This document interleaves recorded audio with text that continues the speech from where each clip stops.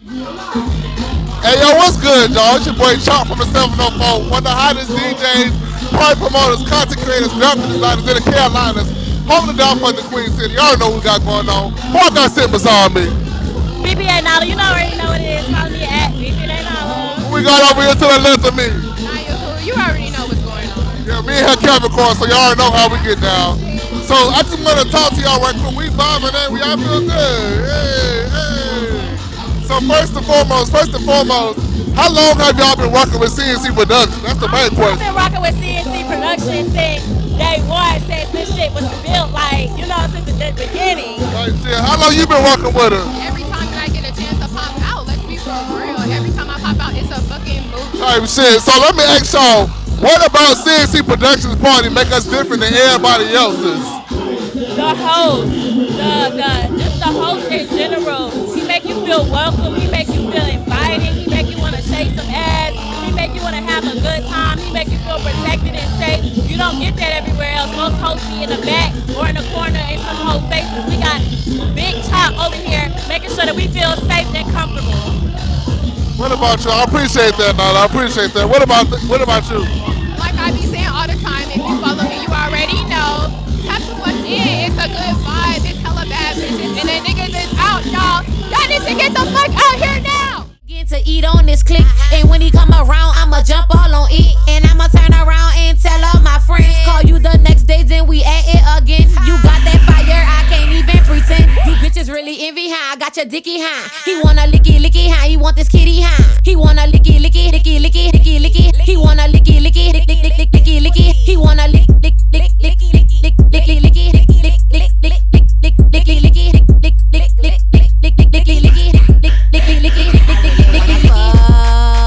I wanna fuck. I really wanna fuck. I wanna fuck. I really wanna fuck. I wanna fuck. I wanna fuck. I really wanna fuck. Yeah, like I wanna fuck. Give 'em hell, my kill. CNC? You know. Alright, that's what's up. I appreciate y'all.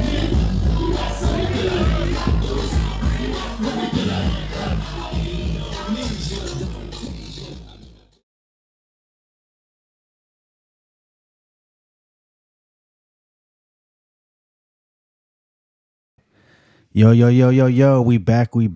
Welcome back again. It's officially episode 6 of the Going Out podcast. I got my next guest in here. A famous duo out here in the city of Charlotte, killing the streets, killing all the campus parties. You know them from JCSU, you know them from Explicit every Friday out here in the city now and then, right now. We got the dynamic duos, the brothers Chop and Chew at CNC Productions. What's up? Welcome to the show. Hey, yo, what's good, y'all? Yeah. Hey. What's good? Chop and Chew, thanks for coming through. How y'all doing, man? Yeah, how you doing? I'm chilling, bro. Yeah, I'm doing good today, Chop. man. I'm just glad to be alive, you know what I'm saying? Taking it one step at a time, always. Amen. My nigga Chop came in here lit, y'all. You know what time it is, man. He lit this shit every day. He don't even just play this on the weekends, man. Right. Talk to him. But nah, for real, man, I appreciate y'all coming through, man. Coming through here, support my platform. Coming to chop it up and basically tell my podcast, my audience about yourselves in the city. You know, basically how long I've been doing this. And we're going to talk about a whole bunch of shit. You know what I'm saying? My boy Chop got some stuff he want to get off his chest. Mm-hmm. You know what I'm saying? We get to that, y'all just strap in and brace yourselves, all right? Yes, sir. For sure. All right, so first off, Chop and True, introduce yourself to the podcast, man. Maybe, you know, if you want to, possibly give real names, up to you. But just introduce yourself to the podcast. Tell me where you come from. Go ahead, you can start off. What up, y'all? It's your boy Chew Barton Official. Shoot, I just been doing this DJing thing for a little minute now, with my brother, chopping it up. God is good. God brought us a long way. So, I can't wait to tell my story. Word. Hey, yo, what's good, y'all? It's your boy Chop from the 704. One of the hottest DJs, party promoters, content creators, graphic designers, and DJs out there holding it down for the Queen City. Yeah, but y'all already know that, though. A little bit about me. I'm from Charlotte, North Carolina, born and raised. We grew up on the west side of Charlotte. Well, all over, but really on the west side of Charlotte. One thing about me, I feel like the reason why we're so popular, we're so known, because growing up, we went to a lot of different schools, you know what I'm saying? And that's how we got to meet people, you know what I'm saying? And my mama also kind of like kept me and my brother, like she didn't really want us going out and stuff like that. So what me and my brother would do, we would basically just find things. We would just like find ways to make each other, you know what I'm saying, like laugh and stuff like that. Find entertainment within that, whether it was music, you know what I'm saying. Right. I'm gonna talk about how we got into DJing and stuff like that a little later on. But we just kind of like always, we didn't ever need nobody, you know what I'm saying? We always just had each other. And that's how my mama always raised us. We ain't gonna never need nobody, you know what I'm saying? We always had each other. That's what's up, man. A little bit about me though, I'm currently in college, you know what I'm saying? I'm finna get ready to transfer to North Carolina A&T. By the time this episode out, because this has been like a little secret I've been keeping, because I've been telling everybody we want to Livingstone, but I really want to know kind of Aggie pride. I've been telling everybody I'm going to Livingstone, but I'm really going to A&T. So by the time this episode out, I should be already in school. You know what I'm saying? So, yeah, I'm just in college studying communications. You know what I'm saying? I'm just taking it one step at a time, working real hard, and I'm just glad because my hard work is starting to people starting to see it. It's starting to improve. You know what I'm saying? So that's a little bit about Tribe. You know what I'm saying? One thing about me, you're gonna know, I'm gonna have a job, I'm gonna have a hustle, and I'm gonna be out here moving. You know what I'm saying? I'm gonna always have motion. So that's one thing I want people to remember about me, for real, for real. That's what's up, man. So what high schools did y'all go to out here in Charlotte when y'all was growing up? I only went to one high school, and I really don't claim it like that, but I went to East Mecklenburg High School. East Meck? Okay. You too? Both of y'all went to the same spot? I went to East Meck, then I went to West Charlotte. Okay. I got you. What was it like coming up? Like, I mean, was like people like having a lot of parties and shit like that? Like, I mean, like you was talking about the motion and shit like that. Like, tell me about that. So basically, you want me to start, or how you want to do it? I start off. Yeah. So basically, growing up, so my dad was a former DJ. So how we kind of got started, like we'll be helping him set up. We'll be in clubs like at an early age, not really knowing what we're doing, but just seeing him DJ and stuff like that at parties and backyard stuff. Now, one thing about my family, like my mom in particular, like her side of the family, they know how to party. They gonna have a party. You know what I'm saying? They used to always have my aunt. I still miss my aunt Jackie. She always have a party at her house. She still to this day, like a celebration or a birthday, something. She gonna have a party. Everybody gonna expect it to go over there and do something at her party. My mama kind of inherited that to us, you know, our family or whatever. She inherited it, and basically we started doing parties and stuff like that. She'd do like a block party or something like that. You know, my dad is a live DJ, so we got live music, good food, you know, just a good, like the black people favorite thing, you know what I'm saying? So we just having a good time basically. So that's one thing about us, like we just always been kind of into the party scenery. So I'm gonna kind of let him piggyback off that. Yeah, pretty much, like he said, we've pretty much been into it.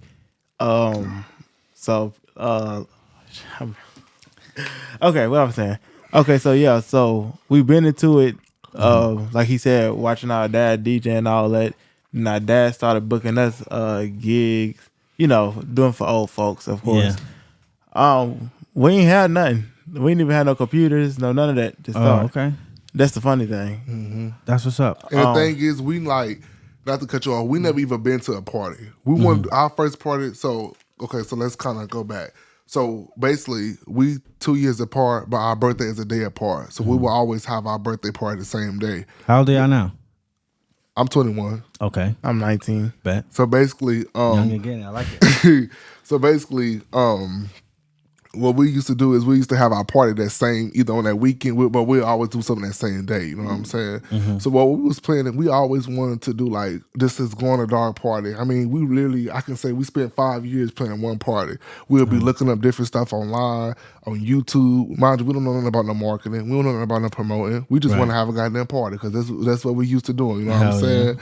So we finally, one year, what we did was our parents used to give us money for Christmas. Instead of us going out getting shit, we used to put that money and put it towards like the venue what we need or something like that. Right. And then what we used to just do is I used to get on like a little app or something, make a quick flyer, post it, you know what I'm saying? People who fuck with it, they come pull up. And basically that's kind of how we started going. Like people started saying like, damn, what's that? Where was y'all at? Why wasn't I invited? How much it is to get in? I'm like, damn, how much it is to get in? We was doing this shit for free. We can charge and make money off this. So that's what we started doing. You know what I'm saying? Yep. So that's when the light bulb clicked. That's kind of like, I guess how you can say like it was with parties and stuff like that. You know what I'm saying? What else? Because we really wasn't out there partying and stuff like that. We just not really got into it. That's why we have so much fun doing it. Because a lot of people that's our age, they be like, I'm tired of that. Because that's because they was in the club at an early age.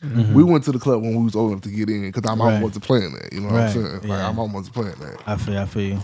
So when you realized y'all was able to make money, is that the point when y'all like started like the company CNC Productions, or was it like maybe like something that y'all was doing a little bit before that even? So when we realized we could make money, I feel like we didn't really start want to like charging them in the head. You know what I'm saying? Because at the end of the day, our name is big, but we're not big for no parties. You know what I'm saying? Right. So we didn't want to start charging people and start being like, oh, it's $10 to get in. Like, because we not like that. You know what I'm saying? We wanted people to come, and this is our mission statement still, people to come have a good time at an affordable price.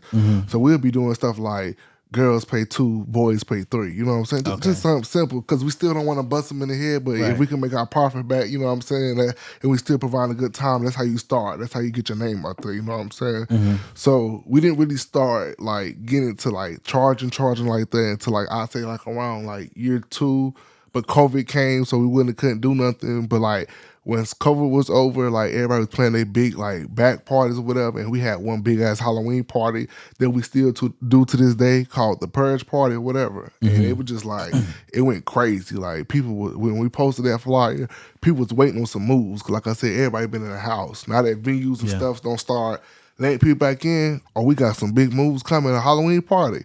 Oh yeah, that went crazy. You know what I'm saying? Like, and that's when we really started like, okay, we got some money. Like, we can make some money with this for real for us. So let's start like being for real and make some money with it. Yeah. So you still do the Halloween party every year? Yeah. The Purge party? Yeah. Okay. Where'd you have it at last year? Last year, where we have it at? Oh, we had Cloud it at, Check. Cloud Check, CO2. Cloud Check. Oh, is that new? Is that the that's on Tryon, right? The Plaza. No, it's off the Plaza. Oh, the Plaza. Oh, okay. I got you. I'm thinking about some other shit then. Okay. So where you gonna do that next year?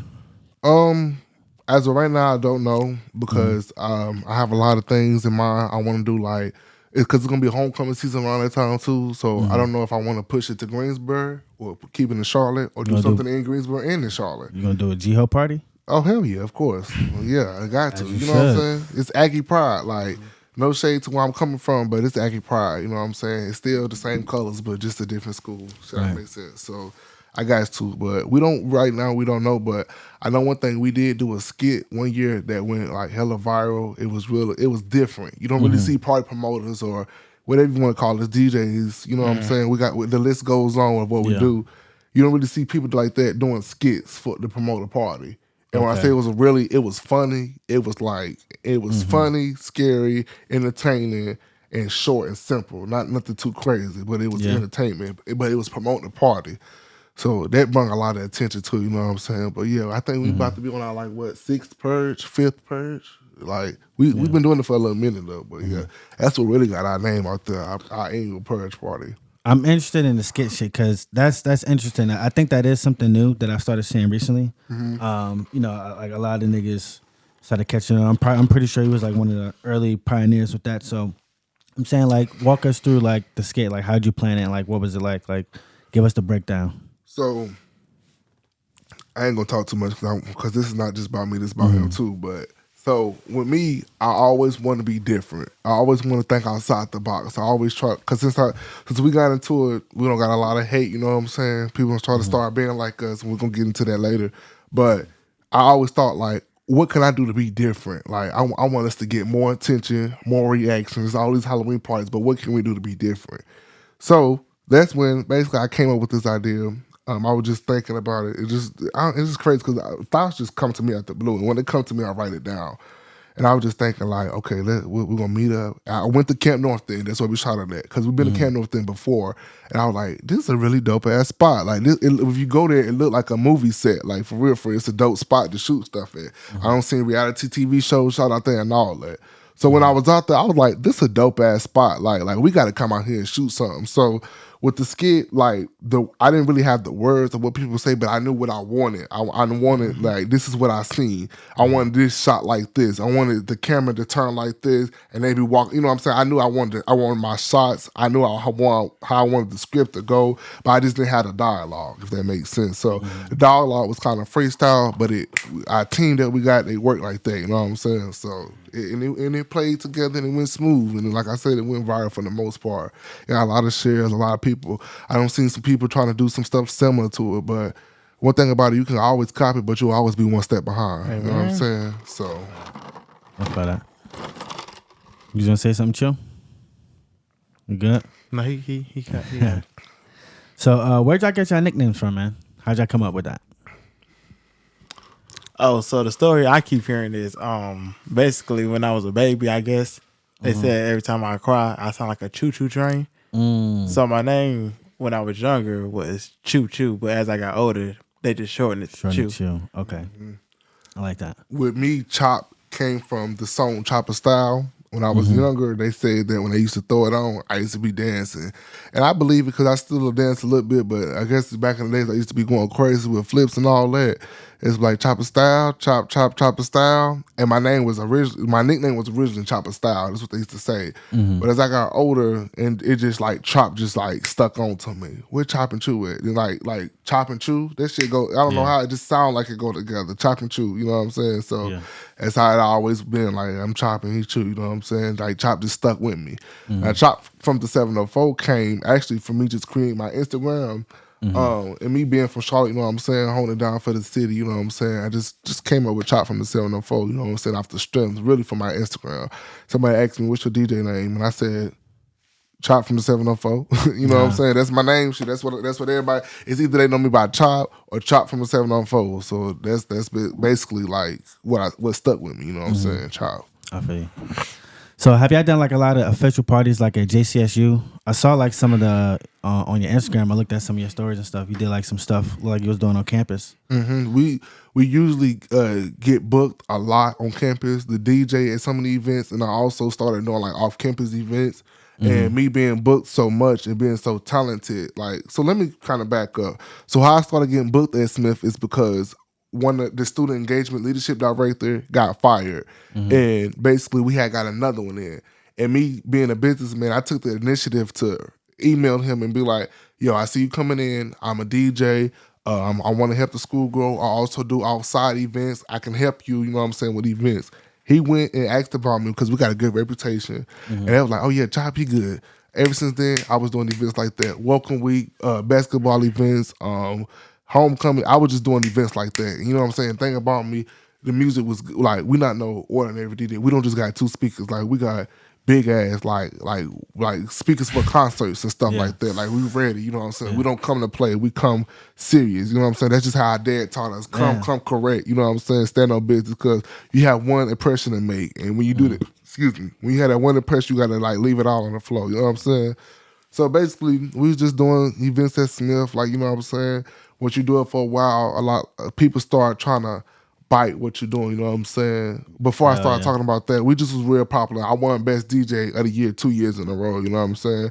From doing events. So that's kind of why we started like getting our crowd, because I'm from Charlotte, and when I realized a lot of people that went to John C. Smith wasn't from Charlotte, they from like California, all over. I'm like, okay, let me I said, let me introduce y'all to my city. Come to this spot. I'll be putting them on a different spot, you know what I'm saying? Shit, it was to the point that I was even bringing them to my backyard, because I live down the street from Smith, and my backyard is a big enough space, and we was doing parties back there, set up real nice. We got tents, picnic tables, like it just was set up real nice, and we was doing like after parties for the proms and stuff like that. But like I said, when you got a lot of status and when you're doing stuff for a long time, people start to hate on you. People try to start biting you. People try to start being like you and trying to swear out it's no competition when you ask them, but in our reality it is. Like I said, one thing about us, we stand on business, and I ask you, is there a problem? People are telling me no, but then it's like you doing weird stuff being petty, like trying to do an event the same day. And it's like, you don't want to bring it up because then everybody going to be looking at you like, you always got a problem. It's always something. But it's just like, it's always somebody got something secretive to say or some type of secret in the mindset. And it's just like, y'all continue to go around and sneak this, but when I speak up, it's an issue. You know what I'm saying? Hell yeah. Talk your shit, Chop. But that's probably like a... Nigga going in right now. That's like an issue I feel like people have. Like, instead of you reaching out asking, how can I do this? How can I work with you?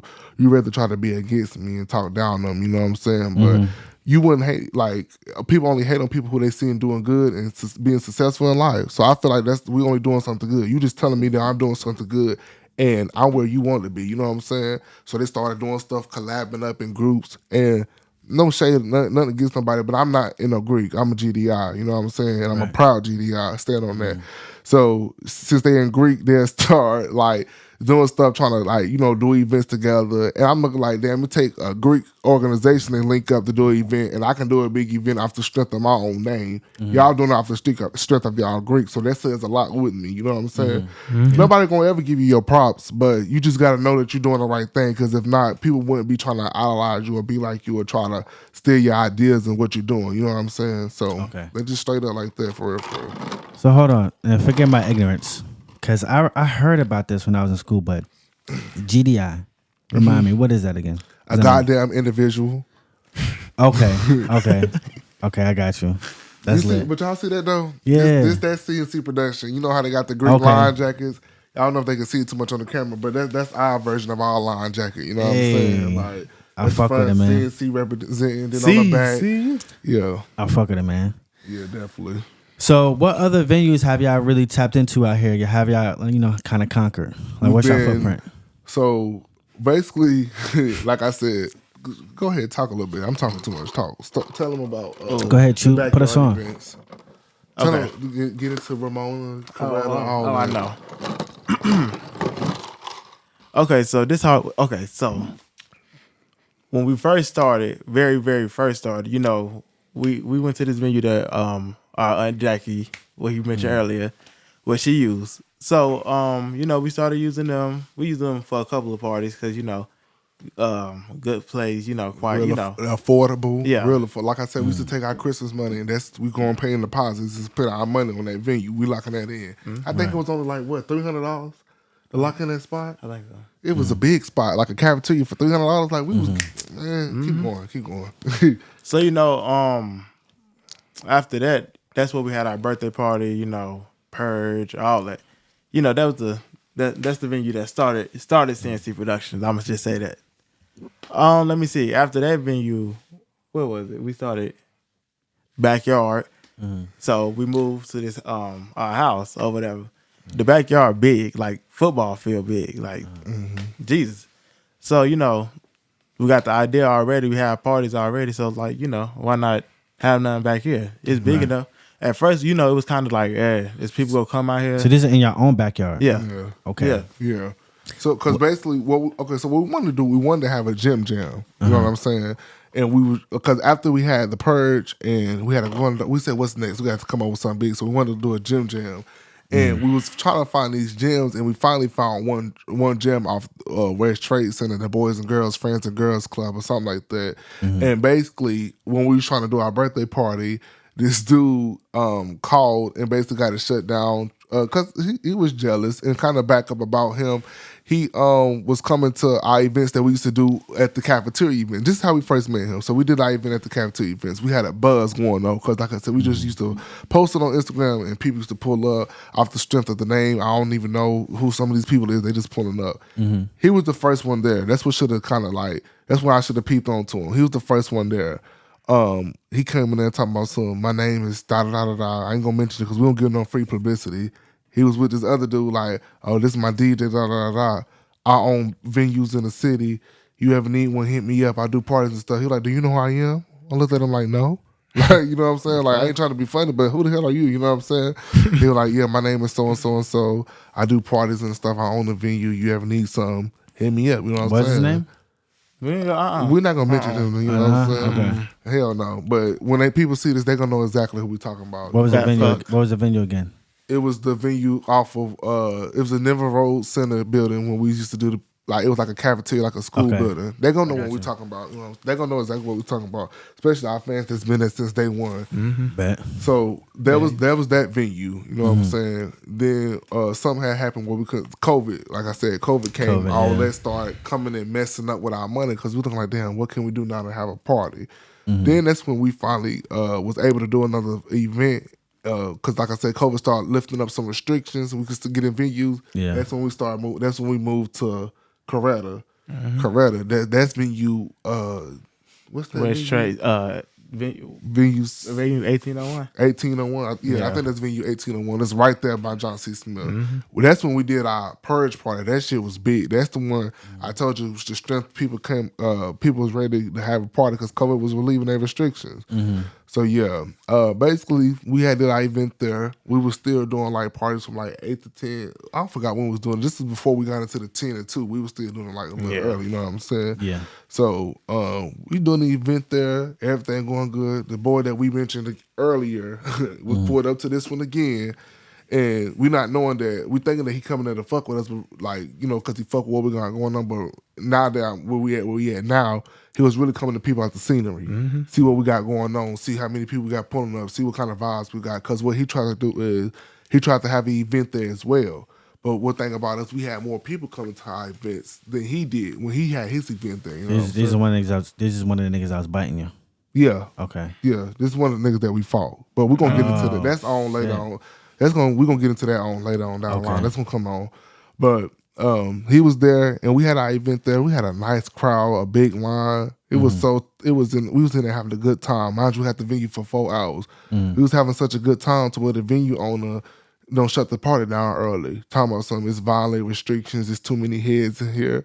And when we look like, baby girl, it's a whole nother space. It's a whole opposite side that you having to open up. It's a whole lot of space back here. I guess she didn't think that the event would be as big as it would be. And I think she had an issue with us charging at the door. I'm looking like, man, we gonna pay you all this money. We gonna make our money back one way or the other, regardless. You know what I'm saying? So she shut the party down early, and that's when we had our first after party. That's when we did our first ever backyard party. Because we was like, we felt the type of way how we paid all this money, don't have this event, got all these people popping up. But then next thing you know, everybody got to go. You know what I'm saying? Like, that ain't right. So that's when we like, everybody come down the street, because we live right down the street from the venue. Everybody come to our backyard. Now, that was our first one, so we really wasn't prepared. But we look like we know we want to have a good time. You know what I'm saying? We know we want to like still get these people worth their while. So that was our first time doing our backyard party back there. You know what I'm saying? And it was straight. So I'm gonna let you pick it up from there from the next venue, which that's when we started getting to Coretta, Ramona. Oh, okay. So after that, the little after party from when she shut the party down or whatever. We just kept having parties back there. We seen that one turned out good, so we knew the other one was too. That's when I believe our aunt Portia, she was telling my brother that the lady owned a hookah spot up there or whatnot. Well, no. She owned a taxi spot. You gotta tell me everything. She owned a tax spot, but at nighttime she turned into a hookah spot. And mind you, this is on Betty's Full Road. Oh shit! I already know what time Betty Rose be getting it in, man. And she owned the daycare at the same spot. It was a daycare. It was a taxi spot. It was a summer spot. It was a lot all in one. All in the same building. Damn. All in one. Gotta get it all kind of ways, man. Right, by any means necessary. Exactly. You know what I'm saying? So we heard about her. I went up there and checked her out. She from New York. Let me mention that. So she like, yeah, we do events and stuff. It'll be $300. You know what I'm saying? Just threw me a price. Like they can smoke the CBD in here. I'll let y'all stay a little early. Y'all can stay afterwards if y'all want to. We're like, okay, damn. Like she don't know $300. We finna goddamn spent this $300 and made probably about like $900 back at the door. Like we finna make some money off this shit. Watch. So next thing you know, we did we did our first ever Mardi Gras party. So our two big parties that we got. No, what's it? Our first party we did there was our birthday party. Oh, our birthday party there. Excuse me again. I fucked that up. We did our birthday party there. I'm at the. Are y'all birthdays close together? Yeah, a day apart. Yeah, they apart. Damn, y'all brothers are a day apart. A day apart. Get the fuck His out of is here. the 13th and I'm the 14th. What month? January. Damn, that's crazy. Capricorn. Yeah. Yep. Hell yeah. You know, it's crazy. My mom and my sister have the same birthday.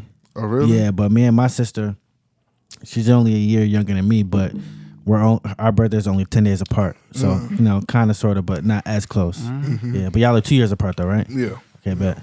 Yeah. So we had our birthday party there because we were trying to find another spot. So that was our first party that we had there. We wasn't supposed to have that. We were originally supposed to have it at this other spot, but something happened where it's called the VFW off of the plaza as well. And something happened where they got double booked. Yep. So what he did was gave us a portion of our money back, and we took that portion and put it towards her spot. And basically, like, we're gonna have 2 parties in 2 weeks, like 1 week back to back. We usually don't do that. How we started off was 1 party a month, but we said we're gonna try something new. So we had like a party the week before our birthday, and then you had one on the actual week of our birthday. You know what I'm saying? And that's how we got into Ramona, basically. And that party, I'm not gonna lie, it wasn't like as big as we was now, but it was people there. We had a crowd. You know what I'm saying? And how I look at it is, if you get 10 people to show up, you got a crowd. You know what I'm saying? But we had more than 10 people in there though. But it was nice though. So go ahead, pick up off the birthday party. What was the next one after that? Tomorrow. Basically, okay. So we started doing business with the lady. I'm gonna start there. I'm gonna go there. We started doing business with the lady. You know, my mama booked her for an event. You know, all that. Good people. You know, she was a Capricorn like us. We bonded real good. You know, then the next big party we had was Mardi Gras. We started that and the original. You know, so we got 2 big parties that people look forward to every year. Our Purge party and our Mardi Gras No Face No Case party. That happens around March.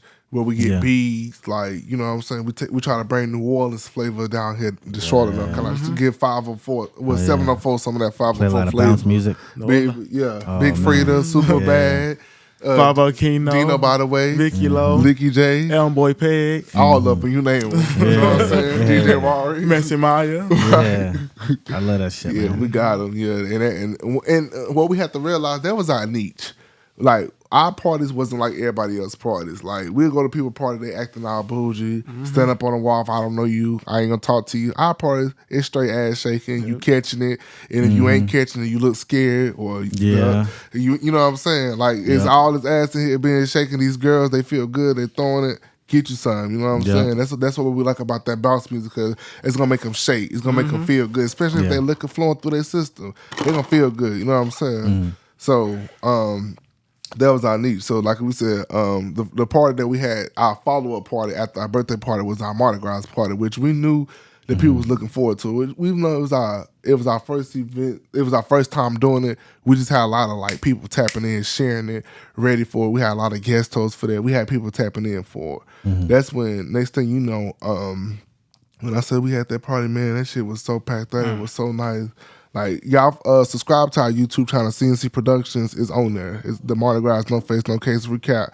That shit was off the hook. It was one of our captains, which I want to get into that before we start talking about the beef shit. We want to talk about our promo team, but it was one of our captains' birthday.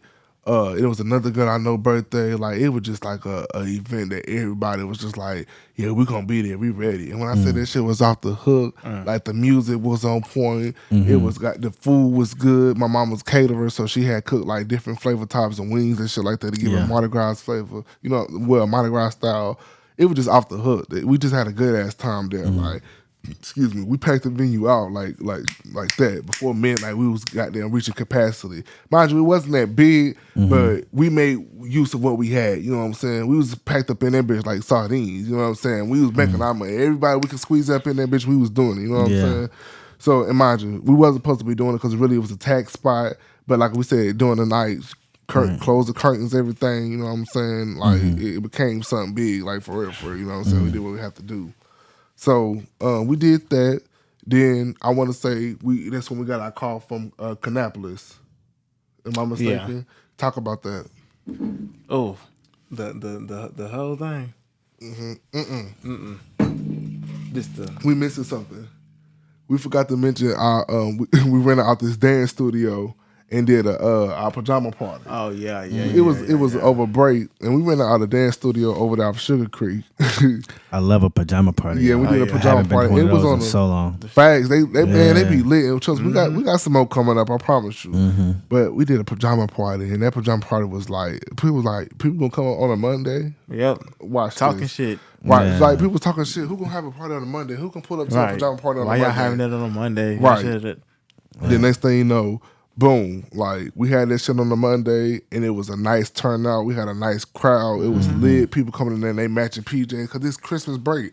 People don't got no moves. People don't got shit to do whether it's the weekend or not. So we got the venue at a good deal when we could, and that's what we did basically. We had a good ass time in there. You know what I'm saying? Nigga, so that Pajama was that. party is always a good time, bro. Facts. I done had a couple firsts on some nights of some pajama parties, man. That's how lit this shit get. But go ahead. So then now we can go to the birthday at the tax spot. Now we at the Mardi Gras at the tax spot. Now we got a phone call to do, because some people that was at the Mardi Gras party from Kannapolis, they came to our event and it was like, damn, they know how to have a party too. Right. Mind you, the whole time while we doing a party, it's somebody else in the city doing parties just as well as us, but we giving them a run for their money. You know what I'm saying? Right. Because like I said, we're going to get into that later. Just go ahead and get into the venue part. Get into the... Kannapolis. Yeah, Kannapolis. Okay, so Kannapolis, we got to call the DJ at Kannapolis because the DJ before them basically scammed them out of their money. Yeah. Yeah. Sucks to be them. Yeah, made them pay all this money. Then when the day of the event get here, all this BS about security fees and all that. And don't do refunds and all that. And then she basically like, I'm not finna pay you assets. We not gonna disclose the amount of money, but she like, I'm not finna pay you this amount of money, and I just got through paying you all this. Like what the fuck? You know what I'm saying? She didn't want to pay that. So basically, that's when she was like, oh my god. He tried to start posting and saying, oh, the party canceled. The party canceled. No, we not doing that no more. The party canceled because, mind you, he was a DJ. He had a DJ with him, but he also was the promoter. So he had a lot of people ready to come out off the strength of him. But since he started talking about party canceled, he thinking that they was going to shut stuff down. So what she did was, I hate that. I don't like being nobody's second option, but also when the money call, we Capricorns, we about $1 bill. So when the money call, we're going to come pick it up. But I charge the extra anyways, but we got our $1 bill, you know what I'm saying? So we went down into Kannapolis, and basically one man's trash is another man's treasure. He tried to like destroy the party or whatever because he wasn't on it no more. But all we literally had to do was scratch his name. I put our name on top of it, and boom, it was a hit. You know what I'm saying? And you know they had him boiling, had his blood boiling, mad, talking all kinds of shit on Instagram. Like, and the thing is about this dude, he was a post and deleted. He'd post something, and by the time I try to get up there and see it, he'd be done deleted it. You know what I'm saying? But we're going to spend too much time on him. We're going to get back on him because it's a whole storyline that comes with that. So we're gonna say that for a whole nother like segment. Like, we're going to keep it in today, but we're going to say that like for when we get done with the venue. So up there, that was a nice venue. Ended up getting shut down. Well, no, it didn't get shut down. We had a good time up there, but they was in there smoking. Wasn't supposed to be smoking, but we kept trying to tell them and reiterate it. They didn't care. They wasn't listening. They was smoking weed? Smoking weed inside the venue. And mind you, it was a nice little venue. It was like in the cut. It was up there in Kannapolis. It was a nice little spot. But they was smoking it. Some type of altercation had happened. Like, basically, we was booked the DJ. It wasn't our event. If it was our event, we would have had real security. We would have had people getting checked at the door, wristbands, everything would have went officially. They just booked us the DJ, like I said. They talking about they got security. The security was her goddamn father. Her father was drunk as hell. He's skinny as fuck. Like what the hell kind of security can you do? Like, I would have whooped his ass. No shade or nothing, but what the hell? Like, you letting people in here that you know with guns, niggas that she don't fuck. Oh, I didn't mean to say that. But you can keep it in there. I don't care. Niggas that she don't fuck, she was letting in there with guns and shit like that. So that caused an issue to happen later on at the end of the night where some shots was let loose at the end of the night. But keep in mind, this is not our event. Right. We was just DJing. We were just booked. You know what I'm saying? Let me touch bases on that. With CNC Productions, we do more than just do events. We are also DJs. You can book us to DJ. You can book us to do a flyer. You can book us to host an event. You can book us for our sound system. You can book us to throw an event. That's what people get us twisted at. We're not just in one category where we DJ or a part. We do both. We can be booked. Definitely. You know what I'm saying? We don't have to just DJ at our own event. We can go DJ at somebody else's event, but it's still our own business. That's why we are LLC. And that's what a lot of people got us fucked up at, because y'all can't fuck with us. You know what I'm saying? They don't have their LLC. They just doing this off the strength of trying to do it. You know what I'm saying? I'm jumping air horn in that. You know, I fuck with that, man, because I have a lot of the same philosophies. Like, I DJ and everything. You know, I don't DJ as much as I would like to, but I also bartend. I mentioned that downstairs. I know y'all see the whole bar down there, but I bartend at Explicit too. Oh, okay. Right. So I normally bartend there on Saturdays. Okay. That's why I probably haven't seen me bartend there yet. Okay. But I also have like my own company and shit. You know what I'm saying? So I do like a lot of private events and all that stuff. But a lot of times I sell both. So I'll be doing parties where I DJ and then I'll get like a real pretty female or somebody to come like bartend for me. So I recognize that and I appreciate that, man. Like being able to like have like all kinds of lanes to get revenue. Right. Look at DJ Khaled. You know what I'm saying? Bro. Jermaine Dupri. Look at all these people. Fuck P. Diddy. We ain't gonna mention him, but that's a lot of people. Man. You know what I'm saying? It's a lot of people that was DJs, but also had more than one talent. You know what I'm saying? Because DJs are talented. We're pioneers. We are innovators. We do things before people have ever done it. You know what I'm saying? Producers. We're creative. And I know me. I know I'm diverse. I like video. I like dancing. I like music. I like partying. So I'm like, how we gonna incorporate all this shit together and make some money off of it? Make it you all know what gel. I'm saying? Yeah. So yeah, back to the venue. We did the venue. We did the event at Canopolis, like because our name wasn't attached to it, but it did end up in a shooting at the end of the night. But that was not under our control. We had a personal security guard there. They didn't have nothing to do with, you know what I'm saying. We was taken care of. That was their event and we was DJing it. So I want that to be separated right there. You know what I'm saying. So, of course, like I said, old dude was mad, blood boiling, throwing shots on his Instagram. But like I said, we're going to get into the next venue. The next event we had after that, somebody wanted us to do their birthday party for them. We did a Freaks Come Out at Night party back at the venue that we did at Bates Ford, the tax spot that she turned to a spot. And the daycare and all that. Yeah, the daycare, the tax spot, the summer camp, you can hear all that in one venue. So basically, you know how like they said on Friday, she sell hell, do all that in one house. Yeah. That's what they was giving. But we was back there doing another event. It was called the Freaks Come Out at Night, and it was somebody's birthday party we was doing it for. But we made it like her the host, but we that was our event, our name, our security, and of course it went well. We had a lot of people there. We had a lot of people there. It was a nice event, you know what I'm saying. But what's funny about that is it was 3 other parties that went on that night. It was 2 other. It was our parties. It was somebody that tried to have a phone party, and it was somebody else that was doing an Airbnb party. Okay. Something happened with the Airbnb party to where it got shut down, to where all the people from the Airbnb party had to come to us. Mind you, they were trying to compete with us. They were trying to be funny. Damn. But something happened with all they had to come to our event. And then something else had happened to where the phone party was like, they was promoting like it was in Charlotte. It's shit somewhere like way in Mooresville or something like that. Motherfuckers like, I'm not finna drive all the way out of town for no goddamn no phone party when it's a party going on in Charlotte. Right. And then when I get up there in Mooresville, you trying to charge me $30 to get here? Hell no. So with that being said, once again, we was people last option, but it's like the underdogs, the ones that's always underestimated, is always the one that comes out on top. Right. Everybody had no choice but to migrate to op. Now, mind you, we had a good crowd off the strength of us already, but it's just like, we started getting people parties. Like, y'all ain't got no party, y'all party shut down, come over here to us. Y'all not driving all the way over there, come over here to us. You know what I'm saying? And one thing about us, we always been independent. We always been out off the strength of us. So we never really needed nobody else to come in, you know what I'm saying, to do nothing for us, for real. So that was that at Ramona's spot. And was that the last party? Was that the last party we did there? What's your first Yeah, that was the last party. That bitch got mad. What the fuck? She got mad because we started making our money and shit.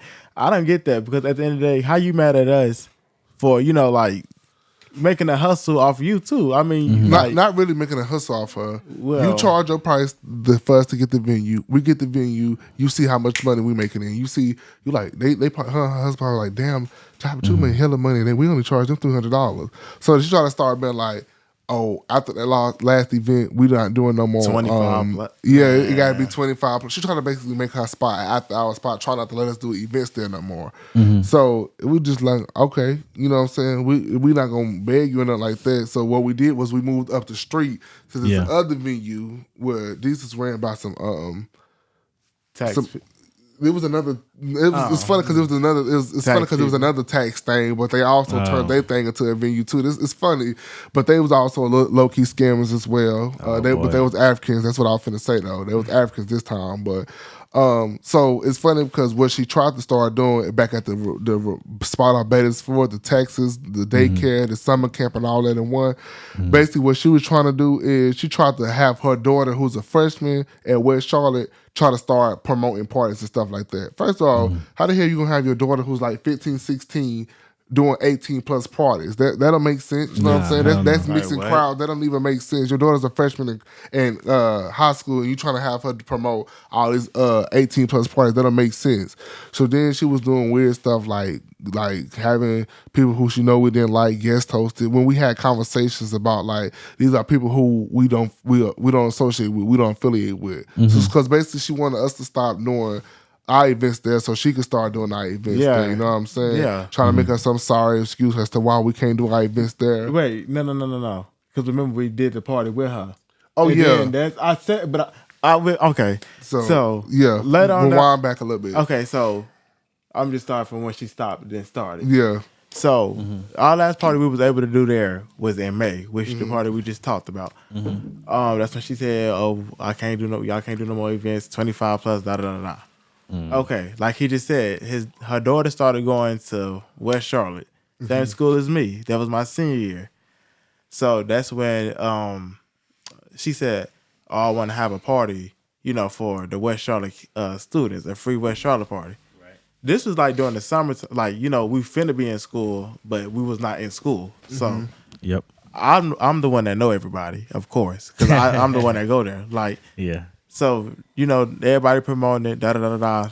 No point, because I'm the only one that go there. Because, wait a minute, she came to our house. Let's not admit, she came to my house and sat on my couch. Like, I'm sitting across from you, she sat across from me. It was like, I want to get back in the parties. I'm like, didn't you just say something about we can do our parties? So I want to do a West Charlotte party, you know what I'm saying? Because what she was trying to do was steal our crowd and try to start promoting herself there so she could start. Because what she was trying to do was trying to pave her way into like, oh, we finna start doing parties and stuff like that, you know what I'm saying? So she trying to make it like, oh, let's do a collab. Let's do a West Charlotte party, but go ahead. I'm gonna say, damn, he rushing the story. Shit, where was I at? You the most popular. Oh yeah, I'm the most. I'm literally the only one that went to West Charlotte. So Yeah. I mean, I'm already knowing where the crowd coming from for real. But like, I wasn't thinking about it like that at first. You feel me? Like, even though she did try that BS with the 25 plus, my mom wasn't there. Like, oh, she trying to, But let me see. So we was promoting the party. Da da da da. The day came, so we at the party. I don't see nobody that she know. Everybody that was there, I brought to the party. So that party, it was around like, I said like a good 20, 25, 30 people in there or whatnot. So next thing you know, I'm hearing her say, "Don't forget to shout my daughter out on the microphone and all that." I'm like, man. I ain't even gonna lie, I don't even know your damn daughter name. I swear to God, I did not know her daughter name. So I'm like, Yeah. okay. She said, Ashley, who the hell is that? Who was that? So that's when the party going on, da da da da. That's funny. I hear this bitch walking around telling people, "Oh yeah, you can book your parties here and do all that. We let you do crack and smoke weed in here and all that." She's like, "Anything you like." I'm like, I no. Let me back up some. Before the party, I was telling my brother in the car. I swear, I was like, I feel like she gonna try to use us and try to, take our, like he was saying, take our crowd and do all, try to start having her parties there and all that. That's why she's trying to BS with us. Right. Yeah. So, okay, back fast forward. So next thing you know, we're in the party and all that. She's saying, shout my daughter out. She's telling people to come book the party and all that. Next thing you know, her daughter got on the microphone. "Oh, yeah, y'all can follow me on Instagram at this, that, and the third, and da, da, da, da." Not one time we didn't get no thank you, Chop and Chew, for DJing here and da, da, da, da, for collabing with me. None of that. Damn. Bitch was ungrateful. Ungrateful as So- hell. I hate So, ungrateful. like I said, that's when we started segueing into our own thing. And she's trying to continue to do parties. But it's just like, y'all don't have no marketing skill, lady. You know for doing taxes. You don't know nothing about no party promoting, no marketing, nothing like that. Your daughter, even if you do try to get the goddamn people who we beefing with, they not on our level because why they have to hop back and forth. We have our own motion. We move it with this shit. Yeah. You know what I'm saying? Yeah. So, Are you going to study marketing? I'm going to take some marketing classes at North Carolina A&T, Aggie Pride, once Word. again. Yeah. So, like I said, they don't know nothing about the marketing. So this is when I kind of start getting into like the college off-campus parties, like I was saying. What we'll do is Am I on the right track? Hell no. I'm not. Because I was in college. We was still on Ramona. No, we was going to the taxi spot that's up the street though. After that, remember? We was talking about the 25 plus, then that's when I started explaining what she did, like stealing the idea and all that. Yeah, so, okay, so basically she was stealing the idea. She tried to start doing her parties and shit like that. But like I was trying to say, we started like moving on. You know what I'm saying? Even though you trying to be funny and we see it trying to move with our ops and shit, we gonna still do what we gotta do and have our own events and shit like that. And basically what I was trying to say was we moved to a venue that was like a few blocks up the street that was also a tax spot. Well, we only did, they didn't last long either. They wasn't nothing but some scammers trying to find a way to get some money out of people. Man. And once we caught on to it, we just like, we ain't gonna fuck with them no more. Try to say that we can't get our deposit back because it was marijuana and shit like that left on the resident. When we came back in, they took the footage before we came back in there and cleaned up after ourselves. So they were trying to say, yeah, y'all can't get y'all deposit back because it's marijuana residue and all that. And one thing about us, we're not dirty. We clean up after ourselves after each spot. We don't need to pay no cleanup fee because we'll clean the shit up ourselves. We have a team for that. Which we're gonna get into our team, then we're gonna get into our beef first because they not nothing we need to spend too much time on. Right. But so we did like 2 events there. And then after that, what we started getting to after that? The backyard, like what was we at after the spot on Beatties Ford? I don't think that's what we started doing, getting like backyards. You know what I'm saying? The backyard events. We was really doing backyard events, and what was really going on was we had like chilled out on the parties for a little bit because we were starting to get booked like this at Smith. So it's just like we helping them up there at the school. And when I say we up there at the school, bringing life to the school, like with our music, with the events that, you know what I'm saying, we was helping them come up with and shit like that. Like right now they do this event called the Lovers and Friends event. And I started it. It's basically like a social ball where you get dressed up in your nice outfits and it's nothing but R&B music and it's around Valentine's Day. And that's something I started, you know what I'm saying? But it's kind of why we chill because we started kind of building a name and a brand for ourselves up there at Johnson Smith by doing events, you know what I'm saying? Get popular on campus and all that. So speaking of that, that's when we was DJing at one event at the basketball game. The dude who I mentioned earlier, is it time to talk about that? It ain't time to get on that yet. But I'm finna get into it, but it ain't time to get into that yet. So we just built our name up there at John C. Smith, you know what I'm saying? And just go on more until we started trying to do like the first event I think I planned like really was we had like did like a HBCU prom thing and it ended early. So I was like, we're going to do an after prom for it. I didn't go to it because I'd be so busy planning this stuff. So I just said, let me plan the after prom. It was right down the street. Our backyard was set up nice with the lights going around, with the torches lit, the tent, had a fire pit. It was real nice. The greets came out there. It was just people out there having a good time. It was just nice. You know what I'm saying? The vibes was there, and it was outside. You know what I'm saying? We had a porta john and all that. It was real nice. One thing about us, we've been professional about everything we do. Everything we did has always had a meaning to it and a purpose to it. You know what I'm saying? Right. And it's always like been positive things that comes behind it. You know what I'm saying? Right. So yeah, that's when we started kind of like, you know, segueing into like that. We did our after party with that. We started. I know the Purge Halloween party was coming up again. Originally we was going to do it at Club Superstars. We was trying to pick up there. Superstars. I have not been to Superstars yet. You haven't? But that's a big club out here though. So Superstars. This is what we starting to segue to get into the clubs now. Right. That was my next question. Let's say this: we was like not even 18 yet, doing parties, having 18 plus. We was young doing 18 plus parties, and we got niggas that's older than us hating and mad at us. Like niggas, like y'all, like 3, 2, 5 years plus on us, and y'all mad and just what the fuck? We should be taking us on y'all. Y'all taking us on us. You know what I'm saying? But this is when I finally get old enough to where we can get into the clubs and stuff like that, and. We was gonna do something at Club Superstars, but Superstars wasn't like going right for us. We tried to do College Thursdays there, but we had an altercation there the second Thursday we tried to do, and it's crazy because I talked to the club owner, and the club owner, me and him had already. First off, the dude who I was beefing with called him and told him that we had beef. I didn't even try to mention it because I'm trying to be professional, and I'm not gonna go around saying I got beef with this nigga. I got beef with this nigga because that make you Right. like a bad business person. Right. So I didn't mention it. So what the club owner was trying to do was trying to pull more people in and help promote it to get more people in there. And he didn't realize that he pulled us both in and was finna get ready to post a flyer and then the dude was like called him and was like, oh, I can't fuck with him. I can't come. If he gonna be there, I don't fuck with that nigga. Cause mind you, just after we don't beat his ass real good, Damn. like publicly, and it got a video that went viral on social media. So Word? yeah, so of It hit course Charlotte? It didn't hit Charlotte because I had to delete it because okay. the people at the school was telling me my reputation to start fucking up and all that, and it had to make the school look bad. But trust me, it would have made Charlotte lit if I would have pushed it for real. I could have got it on Charlotte Lit.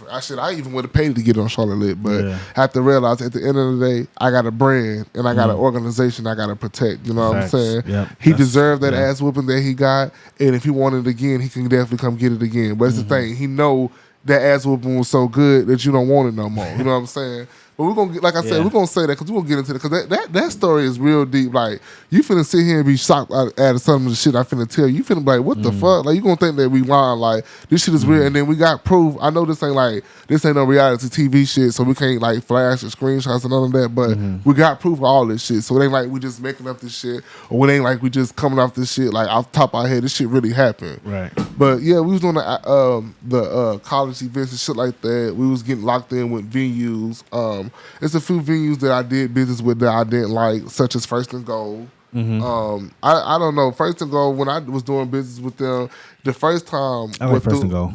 Huh? I like First and Gold. You like First and Gold? Yeah, I've been there a few times. I haven't. It's straight. Don't get me DJ there wrong. and nothing I like fuck that, with but the vibes layout there. or whatever. We did our other Mardi Gras party there, but it's just like it's a lot of things that they need to get organized with their staff. They didn't know. They act like they didn't know that it was an 18 plus. It's just so much shit that wasn't going right. They yeah. worrying about how much money we making at the door when the door money is our money. They talking about, so we trying to make sure y'all gonna have security pay, but we gonna pay security out of pocket. It's just a lot of shit that took place behind the scenes that made me was like, okay, I'm not gonna ever fuck with these people ever again. You know what I'm saying? It's just some people I just don't want to attach my name to, and I just was like, okay, I fuck with First and Gold for what they doing or whatever. I fuck with Quan and all of them, what they got. What's her name? Chantel. I fuck with Chantel and all of them, what they got going on over there. But these are people that work at those are the owners the or whatever. And I just like, I'm sorry. I just like, yeah, me and my business, we can't be here no more. Yeah. The lady back there trying to get mad and get an attitude because somebody was trying to request for a refund and shit. It just like, I like, this is a ghetto ass establishment. I'm not even gonna lie. I can't even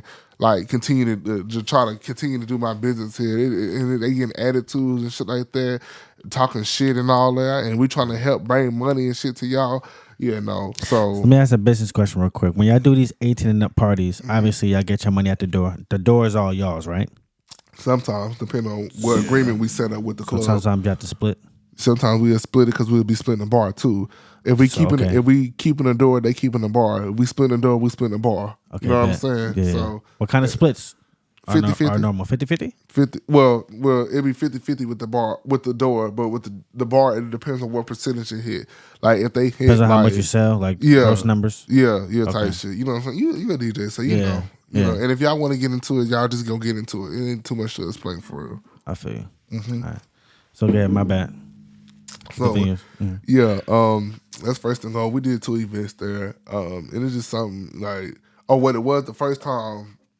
They went inside our door money, and instead of giving us our door money to see how much we made, they took the security money out of our door money and basically paid the security out of our door money, which we was gonna pay security out of pocket, and we didn't like that or whatever because we like that's not how a business operate. That's not how you do that. You know what I'm saying? And then my guests, like how I work with CNC Productions, when our guests get there on our team, they come get in for free. The man talking about, so I don't care who event it is, who hosts. I'm like, my nigga, we the ones who bringing in people in this motherfucker tonight. You need to care about something. You know what I'm saying? One thing I don't like is them damn security guards or them club bouncers that think that this shit or act like they this shit and really they ain't not the shit. I'm not scared of first I'm not scared of nobody out here. Right. But those security guards and those club bouncers, they think just because they big and they put fear in somebody. But most of the time, them motherfuckers be big and soft and ain't nobody be scared of them for it. You know what I'm saying? Out of shape and shit, like you said. You know what I'm saying? Be they goddamn cousin that they paying, they goddamn work security tonight. You know what I'm saying? Yeah. So that's just that with the security. I just want to say that about that though, for real. But in regards to that like they were saying, I guess the shit can't come. They got to pay and all this. It just was a lot of shit. So I just like after this, we not gonna come back to First and Gold. How we ran into Cloud Check is because we was doing our Halloween party. We was gonna originally do it there. And this actually, we went like I say 4 years strong before we did our first collaboration. What street is Cloud Check actually on? Clemens Avenue. Clemens? Okay. 2600, or should I say Clemson Avenue? Yeah, it's right across from 7-Eleven, so it's right there. It's like in a cut. Okay. So we did our first collab our first ever collab on a party last year. We wanted to show people we don't need to collab with nobody to have a big party.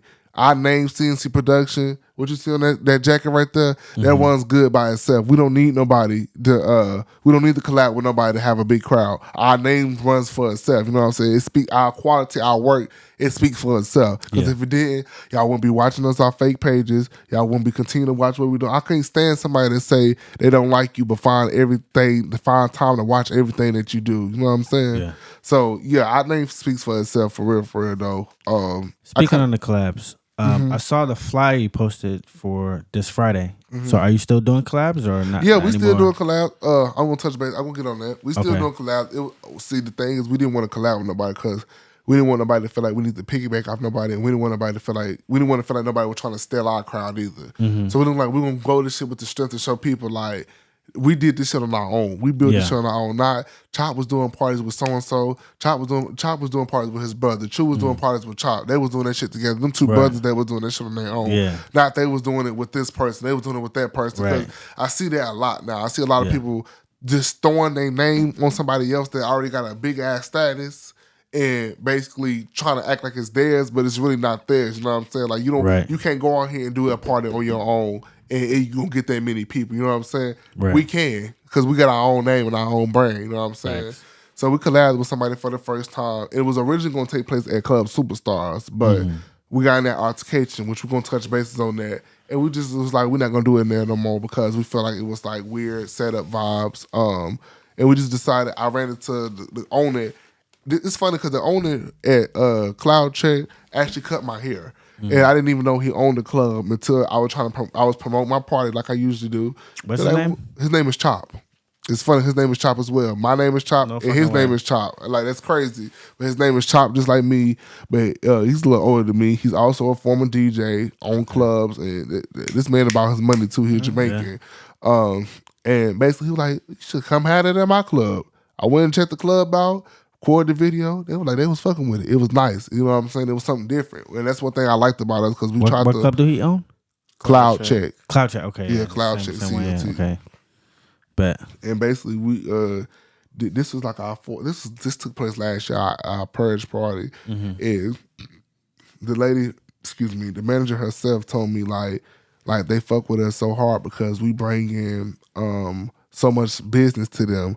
They will be open on Saturday night and not get nothing but like 5 people up in there to buy drinks. Right. And since we had our Halloween party, and it brings nothing but straight business to them, other people start reaching out to them trying to do their events there. Because who the hell know about Cloud? You don't even know about Cloud Check until I just said something. Right? I heard about it. I've heard about it. Yeah, I've heard about it. I've never been there myself though. So it's just basically like we just started bringing buzz to the city, and I'm not. How long have they been open though? I'm not even quite sure for real. I know I was told it was called Gliders at first, and then they switched it to Cloud Check. But I'm not discrediting them or nothing like that. I'm definitely giving them their props. Now I appreciate you, Mika. I appreciate you, Reese, and I appreciate y'all, Chalk. Because what y'all did was y'all saw us that we was like not nobody out here trying to scam, trying to rob, kill to get it. Y'all see that we actually trying to basically grow a brand and a name. Y'all seen that we did the event there. It was like, okay, well, these boys are trying to make a name for themselves, you know what I'm saying? So the reason I'm giving them their props, because they're the first person that gave us a residency. And a residency is when you can go to a spot weekly. And we started doing College Thursdays there, you know what I'm saying? Bringing in a crowd there. Because we had the Halloween party there, college kids that they fuck with. So we just started doing College Thursdays there every Thursday. And it was all right. Some nights to be better than the other, but you got to realize it's college night. The fact that we still doing it every week, we was putting in sweat equity for it, you know what I'm saying? Thanks. Some nights to be better than the other ones, some nights to be better than the other ones, but it's the fact that we was doing it. It was bringing buzz and life to they spot, you know what I'm saying? Yeah. To the point where even our op tried to pull up while we was there. He didn't know we was gonna be there. He pulled up trying to like I can bring in more money than them. Let me get there. I can do this. I can bring in more money than them. And thing is about us, we real. And people see that. We don't have to just say that we real. People fuck with us because we real hardworking people. Right. And basically she was like, I can tell, like, it was just weird. Like, came in here awkward. She like, but we want to know, why do we need 2 different promoters doing 18 plus parties? Like, if we got y'all, why do we need him? You know what I'm saying? And she was just like, he just was coming here, just like his vibes was all he kept mentioning and talking about was y'all instead of doing, because the thing is, why is you going out here trying to put a bad rep for us, trying to say he can do all this? So what they did was, and I didn't even know this, she wasn't going to tell me, but what they did was they called First and Goal. Because before they called and basically was like, no, it's a good thing they called. It was just like, because before we got in First and Goal, we was doing business at Cloud Chain. They was like, so tell me about Chop. What's up with Chop? You know what I'm saying? Because the dude don't try to spit on our name, trying to make it seem like we ghetto and all this shit. They're like, Chop good. I ain't heard nothing bad about him. His party's nice. When they have a party, I don't see people in there doing up the gang sign. Like I love Chop. They're like, so tell me about the other dude. His name started with a B, so y'all know who we talking about. Just for the people that might be confused still, they know who we talking about now. He in Arizona, by the way. He resigned in Arizona, but they know who I'm talking about. They're like, so tell me about him, like about the B dude. What's up with him? Oh, we don't like him. His parties get shot up. He punched a hole in my wall last time. I'm like, so the thing is, you trying to tarnish our name. That's why they say the hole that you dig for people, you're not doing nothing but digging it for yourself. Facts. You know what I'm saying? Yep. So that hole that he come dig back around, me, man. Literally, that hole he thought he was digging for us, he fell into the shit himself. And now he not at Cloud Check. We at Cloud Check. And we're still at Cloud Check. When they get done remodeling, we're going to be back at Cloud Check. You know what I'm saying? You're not doing nothing, and I want whoever watching this and all y'all to realize, what y'all not doing nothing by talking about us is doing nothing but pushing us up and giving us more light. People that don't know about us, they know about us because you talking about us. So what y'all doing is promoting us. You know what I'm saying? I appreciate that for real. For y'all don't even realize how much y'all be promoting us. You know what I'm saying? So pick up, True. So Superstars, Cloud Check. We was talking about clubs. What are some of the other ones that y'all fucked with? Explicit, yeah. So okay, so tell me about that. How'd y'all link up with Shanwell? How'd y'all get connected with them? Dice, Splash Brothers Marketing. I got to give a shout out to them. Dice, unlike some of these people out here who see you working and trying to, like, they see your passion and drive and try to give you an opportunity. Like, some people just to see that and not try to give you an opportunity, but Dice reached out to me and was like, I think I know what you're talking about.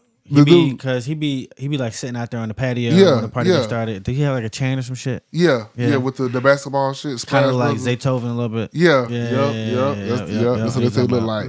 So he do look like him, don't he? Yeah, that's what we said. We said that, but basically he reached out to me and he was an alumni from Smith. He see how hard I was working using the Smith hashtags and shit like that. Yeah, they're like, I see you working hard, bro. I want to put you a part of my team. I want to, what I'm saying, let's grind, let's get this money together. He got investors. He was a DJs and shit too. Okay. One thing about me, I pray before I do things. I ask God, like, would this be a good opportunity? And God spoke back to me, and I took it. And now we at Explicit on every Friday, bringing life to Explicit. Let me just say this. One thing we doing at Explicit, we trying to change the dynamic. People were saying they thought that Explicit was closed. People were saying that every time they go on Explicit is dead. But one thing we finna get ready to change their perspective about Explicit. Explicit finna be talked about, and I promise you that. And it's gonna be off the strength of us. You know what I'm saying? For real. You really heard that on the streets though, niggas? Yes. Yes. People saying they thought Explicit was closed. They were saying they thought it was closed. They thought that every time they go in there it was dead. Like all kinds of shit, but I don't broadcast them. I'm like, okay, so I'm gonna take that what they said. We're gonna go, because what I like to do is I like authenticity. I don't like going to a spot like Compound, not shame y'all. Compound got business popping. I don't want to go over there to Compound where it's already business popping. I'm trying to steal off y'all crowd. I like to go to these spots that's not known like that and get them popping and get our crowd there popping. You know what I'm saying? Yeah. Because we a collaboration. You know what I'm saying? Like we helping each other out. Y'all help me by giving me a spot. I help y'all by bringing people to y'all spot. You know what I'm saying? So that's how I have to realize, like, we're not meant to be like everybody. We're not meant to go over there to Lux Box. We're not meant to go over there. You know what I'm saying? We meant to go on our own path and do our own thing. You know what I'm saying? And that's what we've been doing. That's why I feel like we've been so successful because we're not trying to be like everybody else. We're trying to have our own thing. We're trying to like segue into our own path. You know what I'm saying? Do different things. You know what I'm saying? Different themes. Try to think of shit that people never even done before. You know what I'm saying? And the thing is, it's like people watching, but they ain't gonna like what they watching though. You know what I'm saying? Yeah. So any other spots that you want to shout out that you would love to work at? Any venues kind of you have on your radar? Shout out to Explicit again, because we definitely cooking over there. Shout out to Cloud Check, COT. Y'all definitely have been family to us. Y'all gave us an opportunity. Y'all didn't have to. Now I'm gonna say some shit to y'all credit, right? Because you know, like I said, I work at Explicit. I bartender. I walked in there the first Friday I did. I was off. I forgot what I was doing that night, but I kind of just pop in there. Like when I don't be working, and I do get to go out. A lot of times I'll pop in Explicit because you know I work there. I kind of get like a couple free drinks or whatever. But Shay was like, "Yo," because I had left before I got busier, and Shay was like, "Yo, it was busy as fuck." And she even was like, "Yo, it was late." She was like, "Yo, I was about to call you and ask you to work," and she was like, I might have to start scheduling you on Fridays." So that first Friday I did really pop. You know what I'm saying? I think that really impressed her. You know what I'm saying? And you know, I think I don't know for sure. I can't speak for her, but I think she likes working with y'all. Oh, I know she do. She loved my brother. She told me, like, she ain't hurt my feelings, but she was like, "Oh, that's your brother? I like him. He's a good dude." I'm like, damn. Like, so you don't like me? You know what I'm saying? But that's my brother, so I give him I give him his props. You know what I'm saying? Definitely. Like, that's one thing I like about us. We a package. Like, we come for 2 for 1. You know what I'm saying? And then we have to break off. Like we finna do on some BMS stuff. One finna stay in the city and hold it down while one go off in the other city and expand the business. We can do that. You know what I'm saying? Yeah. I feel like my brother have enough tools and like he got enough strength. One thing about my brother, he gonna tell you how he feel. You know what I'm saying? Right. And he gonna tell you right then and there. Basically, I feel like he can do he got the power and he can do what he got to do in order to take over the team. While I'm finna get ready to do what I'm doing. You know what I'm saying? So yeah, that's kind of what the breakup finna be. I'm finna hold it down up there in Greensboro. He finna hold it down here in Charlotte. You know what I'm saying? I'm finna go up there and network, get our name and get our brand expanded because we already don't touch down in Livingstone, and we touched down in Livingstone thanks to John C. Smith because the student engagement director over there, he's a DJ as well. You know that DJ connection is something different. You know what I'm saying? Okay. Me and him networked, got in good. First event I did for him was for his family, actually. He was supposed to DJ for it, but he couldn't do it, so he called me. I went and I did an amazing job according to his family. He was telling me, he was like, "No, bro, you did like excellent." He was like, because usually they don't like no DJs outside of him. And I understood that because he's a family DJ, so they know. But he was like, for them to say that like, if you can't make it, that we would prefer him again, that means a lot. You know what I'm saying? So that means that I really went in there and did what I had to do for real. So first gig he gave me a shot at was for Welcome Week, for Bear Fest. We did a solid headphone party, and I was waiting on one of them. I couldn't wait. Bear Fest? Bear Fest, yeah. And that's basically like it's a week in April. Each school like Golden Boys have like Bull Fest, A&T, Aggie Fest, Bear Fest, Tiger Fest, like the different. It's like the mascots. It's like a HBCU, like it's like homecoming, but during the springtime, basically. You know what I'm saying? It's a week full of fun events. And we got booked down there to do an event down there for the solid headphone party, and we turned that up, basically. Hey, I just got off the phone with him last week, and he wanted me to come back down there again and do events, you know what I'm saying? So that's how our name is carrying. That's how our name is going on. Yeah. I want to throw this in here. I want to also give a special shout out to EK Nights. We also collab with them on the event. I reached out. See, networking is good. I reached out to them. They're located in Columbia, South Carolina. Okay. They do this big ass event each year called Juice Wars. You know what I'm saying? It's in South Carolina. Take place. They try to do it down here in Charlotte, but we're gonna try to reach for Charlotte next year, 2025. But they off the strength of networking and connecting, hit me up, asked me do I want to be a part of it, asked me do I want to DJ one of it. And that was my first time DJing in South Carolina. And like I was saying, I really appreciate them. I give them a special shout out. Because the thing is about our city have a lot of like hate. It's like people can help you out, people can give you the strength, people can like look out for you, but they won't though. They use you it's a lot of opportunists in our city. And an opportunist is a person that see an opportunity that they can take advantage of and they use it. You know what I'm saying? And basically up there, like it's like you that's why they say you network with strangers, because strangers can take you from here to there. You know what I'm saying? So it's like the people that know you, they don't want to see you go nowhere because they know you. Versus people that don't know you, they gonna want to work with you because why not? You know what I'm saying? Type shit. So a special shout out to definitely EK Nights. We was up there in Cloud Chat. I'm trying to think if there are any more venues that I want to shout out that I haven't mentioned yet. Special shout out to Buzz City Bar and Grill. Yeah, I was about to ask about Buzz City. Yeah. So that's right on Betty's Ford. Yeah. You know what I mean? I mean, if that's like your stomping grounds, if you like doing parties over there. So I'm born and raised on, well, like I said, from Charlotte, North Carolina, but stomping ground Betty's Ford. My grandma owned her spot over there. So typically, majority of our parties was over there on the west side because that's in our area. I ain't gonna lie. I feel like there's not a lot of shit that goes on in the west side because I feel like it gets a bad rap. Yeah, and I was just gonna touch base on that. I was gonna say it's not the people on Betty's Ford, it's the people that come to Betty's Ford. It's not the Ford, it's not us, because we family. We fuck with each other. What's up, cuz? What's up, cuz? You got $1, cuz? Oh, you need something from the store? You know what I'm saying? Speaking to each other. It's not us, because we family. It's the people coming over there, you know what I'm saying, with the bad narratives and stuff like that. And that's what we try to change the dynamic. Like, oh, I'm not coming over there because it's on the Ford. Wow. And then our party's been shut down. We have a good ass reputation. You know what I'm saying? I did DJ one party at Buzz City. One time, it was a Halloween party. This actually past Halloween. I DJ'd that party. Hell yeah. Hey guys, you guys. How'd that go? It was straight. It was straight. So it was a private party, but there was like having people come in. It was like open to the public, but like you been in there like in the back, you see like the back and shit. So I was kind of set up back there. Yeah. But my shorty at the time, she was like working for a bank. And they had like rented it out, so they kind of hired me DJ and shit. But it was lit. Okay. That's dope. Up. But yo, man, we're gonna take a quick bathroom break real quick. Y'all straight? Okay, yeah.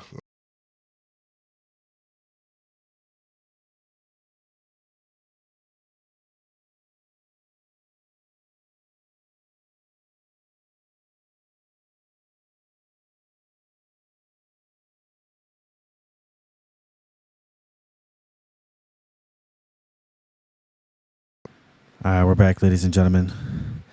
So I think we left off on we're ending off with the venues, and you went through the explicit thing. Kind of shouted out the other venues you wanted to work with, but you were about to go into, I think, some beef or something, or I wanted to touch bases on like the strength of CNC Productions, kind of like where we came from, what y'all can expect from us. You know what I'm saying? We don't, like I said, we don't want to give the haters, the ops, too much shine. You know what I'm saying? Even though they is a part of where we at now, thank you. But we don't want to give them too much shine, you know what I'm saying? So before we touch base on that, we want to touch bases on like what people can expect to see from us, like what we got is coming up for real, the strength of CNC Productions, where we come from, and like talk about how I feel about promoters and stuff like that. And then we'll segue into like that. So go ahead. Well, you want to start with promoters? Yeah. Okay, so basically we're going to get into the promoters. You know, I love all my... I'm going to start off by saying I love all my promoters.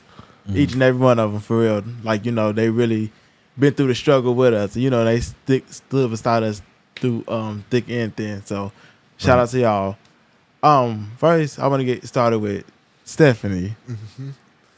Stephanie, we've been on Stephanie since elementary school. Like, I swear I never would have thought years later, me and Stephanie would still, you know, be in contact with each other, you know, seeing each other nearly almost every day and all that. You know, she is like a sister to us. You know, I love her to pieces, for real.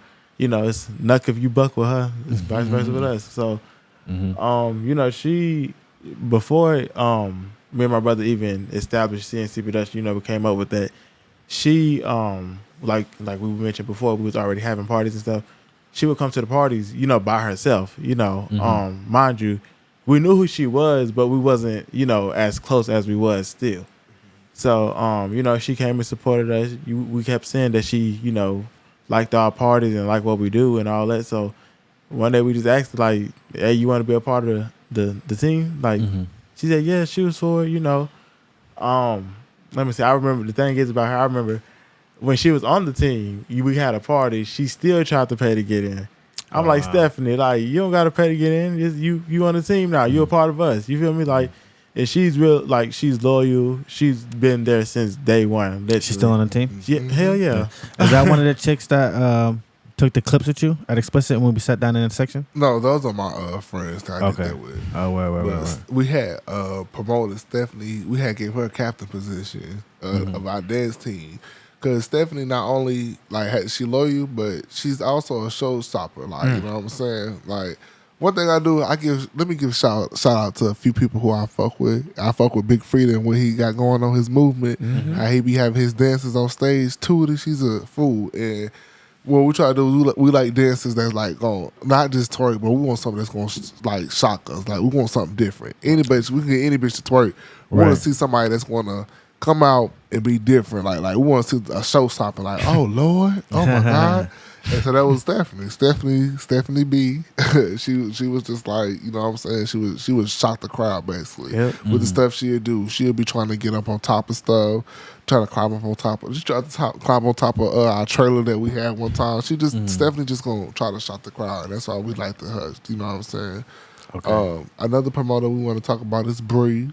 When we added Bree to the team, it was just like we used to be off the strength of us four. It was me, my brother, Stephanie, and Bree. And Bree basically was this other girl who I used to go to school with. I went to school with her, and I also used to work with her. And basically, we just was like, I invited her to one party with her sister. They came in there, they was like going crazy too. They was doing outfit changes. They were just going crazy. So I was just like, you know, so you want to join my team? How can I bring you in on the team on the strength of like, you know, like another high position basically. Right. So Bree was on the team too. You know what I'm saying? And it was just us. We were like, that's when we started kind of segueing going to other events. And it'd be them two like being a crowd pleaser, you know what I'm saying? Like they'd do like this little pyramid thing we love, and one on the ground and the other one to get on top, and they'd be twerking and stuff like that. Like that's what we do. That's building our brain, you know what I'm saying? People trying to figure out who them girls on your team. That's how we tell people when you join CNC Production, your followers go like from this. Not to talk about Stephanie, but Stephanie was antisocial. She was not gonna talk to you. She had social anxiety. Like she was like this. But when I say and didn't have that many followers, but joining CNC Productions, followers went from here to here. Social skills went from here to here. Like marketing skills from here to here. Like one thing about us, we teach like a lot of like life skills. We're not only about partying. Right. We teach people like if they want to go start their own business, we're gonna give you the avenue and the path to do that. You know what I'm saying? Right. So yeah, Bree is part of our team. We added her. I love Bree. Bree is one committed, one down. Like most people that join our team, they see our vision, they see our passion. It's like a lot of these people that are on our team are people that we like know from somewhere, not just strangers. You know what I'm saying? And Bree see like. I see where you done come from. I see where you was at. I see how hard you trying to work. I see the motherfuckers hating on y'all. Like, that's what make me want to fuck with y'all more because they hate on y'all so much when we doing big shit, good shit. You know what I'm saying? So, Bree is committed. So, one thing I'll say, and I'll agree with you on this, like, having a good, like, base of ladies on your promotion team, I think is, you know, hugely important. But I appreciate the fact that, you know, you wasn't necessarily looking for someone that necessarily didn't have all the followers or whatever. So like so when it comes to like sourcing your team, particularly like the women or the ladies that are on your team, like what are some of the qualities that you look for in terms of like them personality, how they move and all that? So at first, when we was first getting started, if you was willing to put in the work with us, you know what I'm saying, you can join. But since we got a brand and a name now, that's why we're doing the applications now. We don't up our skills. Yeah. We're not really like what I'm trying to say. We're not gonna really talk about nobody's weight or nothing like that because they be like, oh, you got them big sloppy holes on your team and like that. It ain't never nothing about weight and nothing like that. We want people that got the passion, that's good at networking with people. You know what I'm saying? Also, of course, we gonna separate them from a promoter and a dancer. For our dancers, we want our dancers to be petite. Our dancers need to look like body girls, basically. You know what I'm saying? Representing us, because representation is like key for real. You know what I'm saying? So we're not saying that like we can't have it. Ain't no wrong with no plus size dancers. We want plus size. We want them all: light skin, dark skin, white, Asian, Mexican. We want them all. Because what we're gonna do is we're gonna train you to get where we want you at. If you're not coming in out the show, we're gonna train you to get there. You know what I'm saying? So we don't discriminate. So your team, you got lady promoters, but then you also have dancers too. I think that's That's unique because you don't really hear a lot of like promotion teams like, yo, I got my own dancers. I ain't gonna front. That's something I thought about doing like as a DJ. I was like, yo, I should have like a couple like bad shorties that come out and just turn up. But like how do you find your dancers compared to your promoters? You ask them. Like first, what I'll do is if I see somebody at a party, like that's why we have to start going out more. That's how you meet more people. Yeah. You invite them to your stuff, and you see they like to dance, they not scared to twerk or something like that. They fuck with your vibe. That's how you get your dancers. You know what I'm saying? Like if you see somebody that at the event, that's why I like to go to events and network. I don't really just. I'm never going nowhere just to have fun. I'm gonna always network some way. I'm like, you know, I see you chill. You know, you want to come. You go to events, you go to parties and stuff. You know, come start. You know, promote with me. Now, as far as a dancer, I want somebody that's gonna not be scared to twerk, not be scared to dance. Like, it's gonna actually do some stuff that's gonna shock. Yeah. And like I said at first, anybody can twerk, but we want some people that's going to like put on the showstopper. We show pleasers. Like, we want people to remember. Oh, they was CNC Productions. She was CNC Production. You know what I'm saying? That's what we looking for. Like I said, we don't discriminate. And we just like because if you're not gonna get there, trust me, we got some stuff that's gonna force you to get to where we want. You know what I'm saying? Like we got other promoters and stuff. Because where we at now, we advanced. You know what I'm saying? Yeah. And the stuff that we asking for, we can ask for that because we not going our name no more. We have a name and a brand. So if we want to say we want like this is how we want it, this is what y'all want to. That's what we're gonna say. You know what I'm saying? Because we have that power. You know what I'm saying? Like we've been doing this for a little minute. So yeah. You know what's crazy? You remember the white shorties from the party when I was doing the footage? But I guess you didn't know them, huh? That was just a coincidence that they was there. Yeah, they just came off the strength of them pulling up. Yeah, that was crazy because there was promotion. Yeah, and I'm gonna drop some of the footage into this interview too. So yes, please. We're gonna cut that in. Shouts out to Kayla. I think they was from Danville or some shit like that. Yeah, I follow one of them. I follow the one that was doing the splits. The one that. Oh, you got her Instagram? Yeah, hell yeah. The hell, I tell you, I'm networking. Is she doing that? Bet. Yeah, she was wilding. Yeah, hell yeah. But yeah, anyway, so that's crazy. So yeah, dancers. What else? What else you want to talk about? Follow up. We got some more promoters. Oh yeah. Next up, we have Monet. Monet, she came from on my behalf. I met Monet. Me and Monet had third block together, my 11th grade year. No, we had fourth block. Excuse me. You know, because this how I usually be. Like, you know, when I have a party, I tell somebody, okay, come to the party. They be like, okay, I'm gonna come. The party get here, I don't see him. But Monet stood out to me because I remember I was in class. I said, Monet, come to my party. You know, I didn't even know she go to parties and stuff. She said, okay, when? I said, this Saturday. She like, okay. Okay, so Saturday get here. She texts me what's the address. So I gave her the address. Okay, so the party going on, and they say, you know, I ain't see Monet. Listen, I walk to the back. I see her doing splits off the wall and doing all types of crazy stuff. And I'm like, okay.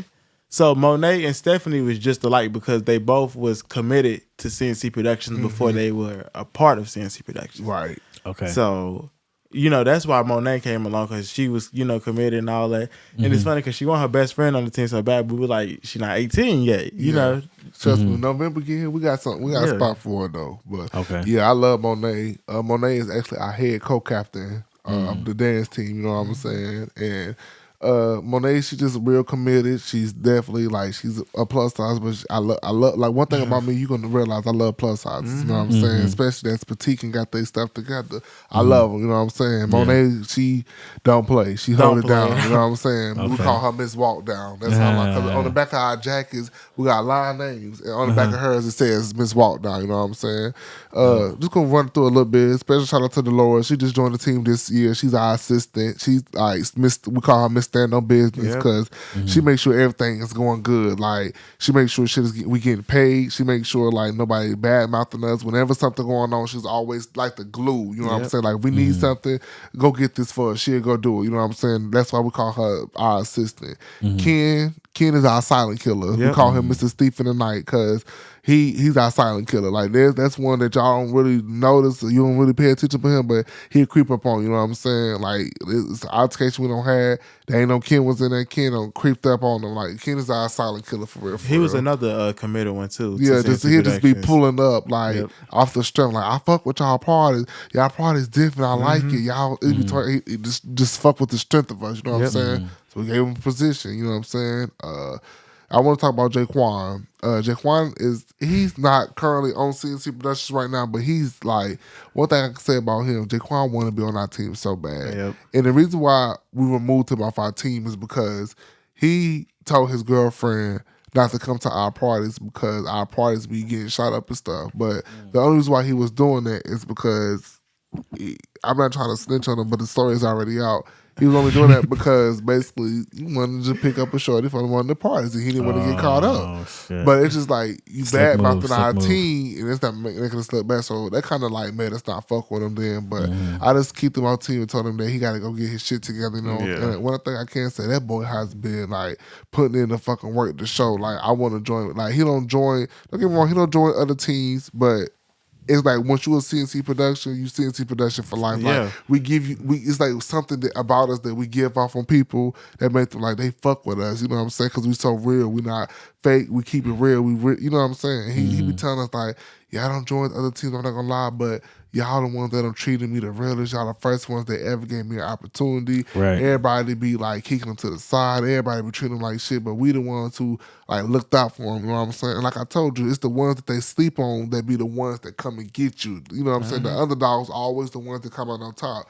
And I looked at him like he's an underdog, but he's passionate. His dad is a DJ too, so it's not like he's not new to this. It's just like he don't have the opportunity. He don't have the platform. Nobody will give him one. So we gave him one, you know what I'm saying? Right. Like I said, he got kicked out the team, but he's been showing us lately that he really want to come back, you know what I'm saying? And I'm not just going to be quick to, like, he really got to earn his spot back, you know what I'm saying? And what I want my brother to touch bases on is those promoters that we don't have, that don't chipped off, that don't drop, you know what I'm saying? You know how you have people that be on your team and all of a sudden they just fade away, you know what I'm saying? So he know who I'm talking about because we got this telepathy thing. So he knows exactly what I'm talking about. See, that's good. He said something about that because right when I was going to say about JQuan, even though we did, remove him, he never badmouthed us, talk shit about us on Instagram, none of that. You feel me? Now, if he did it, it was in person. You feel me? But right. I don't think he did that. Yeah. But That's honorable.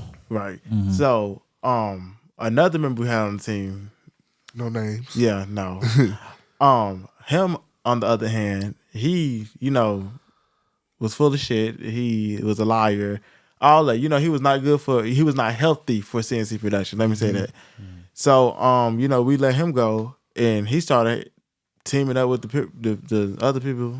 But his position on the team was like another DJ, an upcoming DJ. Thing is, though, he didn't have no equipment. He would DJ off our equipment. But the thing is, while he DJ, we still had to tell him what to play because they like, y'all party good, just that DJ, y'all got his ass. Yep. Like, y'all need a better DJ. I heard you know that what I'm multiple saying? times. Like, and it's not even nothing else of us trying to be funny right now. We being dead ass. Like, they would always say, they DJ his ass. So we would just try to give him pointers, you know what I'm saying, like what music to play. Because don't get me wrong, he was good at like what he was good at as far as his music. his genre. But we'll give him like pointers on this is what they want to hear. This is what you need to be playing. You know what I'm So saying? like, what was the problem? Like he was playing just old shit. He or was just playing Playing like the shit he played. He would yeah, listen like to. you a DJ, so like when DJs play the shit that they listen to in their own head, like what they want. That's the shit that you listen to. Right. That's not what we want to hear at a party. We want to hear the party music. We want to hear like Young Dolph and shit like that. You playing shit like shit that you probably be working out to, or that you probably be at home crying to, or some shit. I don't know, but we don't want to hear that shit. We at a party. You know what I'm saying? Yeah, like he riding in the car or some shit. The thing Yeah. We would tell him that too, giving him pointers because we've been doing this DJing stuff. You feel me? He wouldn't listen. You feel me? He's still fuck them. I'm still do what I want. I still play what I want. You feel me? But like I said, during times of the party, we would cut in and DJ ourselves. That's why the party was. It was never a disaster, but yeah, we came and saved the day as always. Yeah. So basically, with that, he like He'll start lying. We'll be having rehearsal. He'll be lying, saying he can't make the rehearsal. He'll lie and say he don't have no money. We don't. That's what I'm saying. These niggas, niggas that have rehearsal. These niggas are my son. Yeah, we had what? The fuck? This is production. This ain't what we have rehearsal. We gotta make sure shit the is party. going. Yeah. Well, it's really. Well, yeah, hell yeah. Yeah. They was doing tricks and shit in the backyard. Yeah, we was having like real rehearsal. Like The girls. So hold on, break that down. So you got a party on Saturday. When are you rehearsing? On Friday, the day before? Probably early in the week, probably like 2 times a week, you know what I'm saying? Okay. We have to make sure. Well, this probably not if it, like, this is if we have a party, because like I said, we used to do a party once a month. So we'll be rehearsing on like how we want this to come in. This is how we're gonna do. This is how we're gonna swap out. This is what we want y'all to do when this song come on. Okay. Like you know, like basically a show. Like because like I said, and this is where you work with the dancers. Yeah, because I'll be honest with y'all. By the time me and my brother 30, we're not gonna be still doing parties like some of these people 30 years old still doing 18+ parties. Y'all know what I'm talking about. By the time we that age, we trying to do concerts. We trying to like do tours and stuff like that. This is not the only thing we want to do. We want to own our own club, you know what I'm saying, of course. But we also want to go. I want to be on tour like with artists, you know what I'm saying, like doing different events, like bringing life to that, you know what I'm saying? Because it's kind of in the same category, but not necessarily. But just think about it's still 4 hours. Think about how much money you make in 4 hours at a concert versus how much money you make in 4 hours at a party. You know what I'm saying? Yeah. Hella money. You know what I'm saying? That's a different tax bracket, but that's my long-term goals, you know what I'm saying? That's what I want to do. But back to old dude, like his music just like it wasn't, you know what I'm saying? He'll be lying. He'll be saying he don't got no money for food. I'm buying this nigga food and stuff like that. It's all kinds of crazy stuff. So we had to get to a point with him where you were like, you know what, we done with you too. You know what I'm saying? We don't think you're good for the team. Your actions are not like, we just don't need you. You basically not bringing us nothing. You lying all the time, saying you can't do this. He still DJ out here? Excuse. Yeah, we're gonna get into that. But mind you, we gave him chance after chance too. And that's the thing. Like, we don't just like cut nobody off after like one strike you out. We give you opportunities. You know what I'm saying? Like we like okay. You know what I'm saying? But this nigga just thought that we was playing, and we get to a point where we be getting serious with stuff. We're not playing with you. We're done. So what we did was we cut him off, you know what I'm saying, tell him he not on the team no more.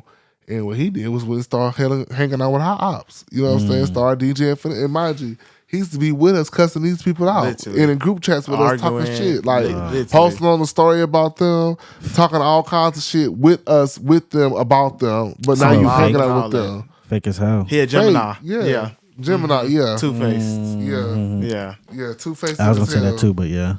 Yeah, definitely. So, and it just was like so weird because it's just like, nigga, you was helping us cuss these people out. You was in a group chat with us talking shit about them. You was literally like with us when they was talking shit about us. They putting you in it because you with us and shit like that. But now you with them, nigga, that's not real. That's fake. And the thing is about it. He can't go out here and do his own gig, his own money. He relying on them. Like it's the fact that you dependent on them. Like me and my brother, we don't need nobody for us to do a gig. We go out here and get it off the strength of us. Like he need them to do an event for him to get booked. You know what I'm saying? Right. So it's just like now you just looking like an ass kisser. You know what I'm saying? Now you trying to be weird about it. Yeah. You leeching off. You know what I'm saying? When you was in good hands, you was like somewhere where people actually respected you, where you had a brand for yourself. But now you trying to go fuck with the odds. And don't get me wrong, I'm not mad at you. Do you know what I'm saying? Right. But it's when you start talking shit, when you start being weird, when you start throwing shots in your Instagram, that's where me and you got to fight. You know what I'm saying? You start talking about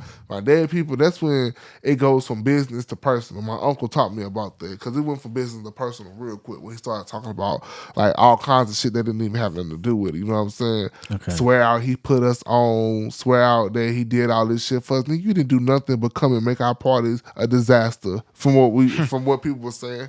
He was ready for you to get the fuck off the ones and twos all the time. You know what I'm saying? One thing I can say is, because like I said, me and my brother, that's why I fuck with us, because we used to DJ off a phone, off a fucking phone, like off a cell phone, like iPhone 6. We used to DJ off a phone, like that's playing music off a phone. But we went from that. The only thing he did was showed us about this DJ app called DJ Pro. You know what I'm saying? Mm-hmm. We learned, we got controllers and shit like that. We bought computers. We started getting better at that shit. Mm-hmm. We got to Serato. You showed us the app, but you didn't teach us nothing. We had our own style of DJing. We had our own music. The only thing you did was showed us a fucking DJ app. You made us because you showed us an app, nigga. What about all the people that's coming to the party? Did you make that too? Right. What about our reputation? What about since you made that too? What about when you wanted to join the team? You made that too? You know what I'm saying? Right. So I'm just saying all that to say basically, like, because he started swearing out, I made y'all boys and all that. You ain't make shit, you know what I'm saying? Then you couldn't even make your bed in the morning. Like, how you made us? You know what I'm saying? So I'm assuming it is a nigga you had to fight with. No, that's not. No. Oh, okay. Because one thing about him is, yeah, he talking this shit, but he know what time it is though. He know that's he what know I'm we saying. stand on He business. know how we are. He know what Right. it is. He know like our family standing behind us. Like because some people got family that don't care. Our mother, uncle, aunt, when they hear about this shit, they all on it. Like he know what time it is. That's why a lot of these people do a lot of talking, but won't never like step up to the plate. Because one thing about because he was a part of the team one time, so he know like when we used to be beefing with these other people, what used to be taking place behind the scenes. You know what I'm saying? So that's why I didn't have no fight with him because he just do his little talking on social media, but. Like he know what time it was. Now that I think about it, he was with us like 2020 to like 2022. So that's 2 years. Like you know how we get down. You know that.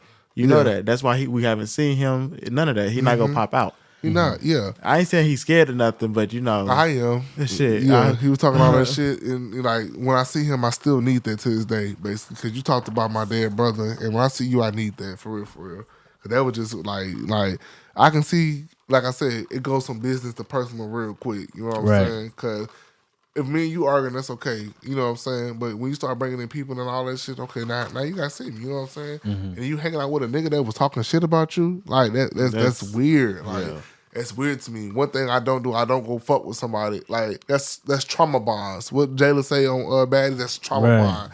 Y'all both know y'all both got an issue with me, so now y'all clinking up because y'all both got an issue with me. That's weird. Like y'all trying to have a mutual beef. Now y'all cool, and when y'all was once beefing, that's weird. You know what I'm saying? So I guess and the thing is about it, the nigga don't even really be giving him no opportunities. They will revert back to DJ K Smooth, and I can say his name because it ain't not that I know of. I'm gonna say it like that. It ain't no issue with DJ K Smooth. You know what I'm saying? Not that I know of. He's a local DJ in the city or whatever. But they use him more than they use old boy. He just like a fucking like whenever DJ K Smooth can't make it, then we're gonna call on you. You know what I'm saying? So that's what he set himself up for. So that's what he got. But that's I say his name. That's D'Angelo. You know what I'm saying? D'Angelo, he's not. Is a fucking nobody. I was just gonna say that he's not nobody for us to be really pressed about or whatever. Like I do wish him the best. I do like wish his DJ career, you know what I'm saying, to go somewhere or whatever. But that's not nobody I'm really worrying about. He's not nobody. Me and him not in the same tax bracket. I'm doing my own shows. You relying on somebody for shows. We're not the same person. I'm a CEO. You trying to be a part of a team. Like we're not the same. I have my own team. You know what I'm saying? Right. We're not. That's not. You're not somebody I'm really worried about. You are non-factor to me. See how I look at it, it's like you used to work for me, so it's like I'm not beefing with you. What? Right. Like, come on now. Right. Off my shit. And, Like, the thing is, that's the thing. These niggas used to work for my brother, and my brother older than these niggas. That's why like. They older than me too. That's the funny thing. They older than me too. But y'all working for us. Y'all doing what we tell y'all to do. You know what I'm saying? And then it got to. You know what I'm saying? But like at the end of the day, it just shows us that we like real dedicated. You know what I'm saying? Like we really businessmen. Like you know what I'm saying? Despite of all that shit that they be saying about us, we real businessmen. You know what I'm saying? Because you wouldn't have been fuck with us if all the shit that you was saying. You wouldn't have been fuck with us for as long as you was. What? You know what I'm saying? So that's D'Angelo though. I don't really want to spend too much time on him because that's about it.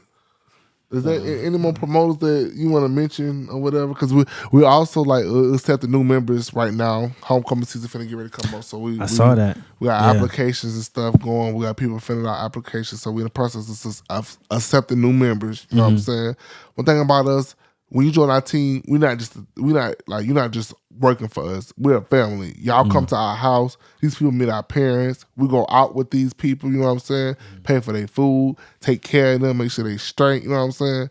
When you become a part of the team, you locked in with us. You're not only locked in with us, it goes from business to personal. Because you lock in with us real quick, you know what I'm saying? Like, and that's how we check temperatures. That's why we'll know when, because like we call these people our family. Like we'll rather go out of town with them than we rather go out of town with our own people. You know what I'm saying? Because we know we're going to have a better time. We know it's going to be a better outcome. So that's how, when we say, like, when you want to join CNC Productions, we got to, like, check your temperature for real. Because the people who on our team, that's our family. Like, we're going to fight for them. They're going to fight for us. We solid. We locked in. Because it's just like, it ain't no just like, we don't want people to feel like, oh, I'm going to work. No, you're not going to work. You coming to goddamn lock in with us. You know what I'm saying? So that's how we do with our promoters. We treat everybody the same. It ain't nobody getting this and this person like it. All our promoters are like well respected. They locked in with them, and I really appreciate them because like I always continue to tell them, even though we're not where we want to be at, right where we at right now, we're gonna get there one day. And I'm not never gonna forget who was down in my corner when we was down bad. Facts. A lot of people don't left us because they don't see the vision. They don't think we're gonna get there. But I see where God taking us. I see the platform that we got. Because if we wasn't gonna get there, look how much stuff don't came across us. You know what I'm saying? Look at the opportunities we don't got. Different colleges, different stuff, different bookings and stuff across town, and they see that. You know what I'm saying? Yeah. They see the platform we on. They see how we went from DJing off our phone to winning best DJ of the year 2 years in a row. And see how we went from like doing parties in Charlotte to now we getting booked to Kannapolis, South Carolina, and all that. They see that. So one thing about my team, that's one thing I would never forget who was down with us when we was down bad. You know what I'm saying? Because we growing, we're young. You know what I'm saying? We got a lot to go. We got a long way to go. And I'm just prepared for the journey. You know what I'm saying? We at the point now where we making our merch. You know what I'm saying? We got line jackets and stuff like that.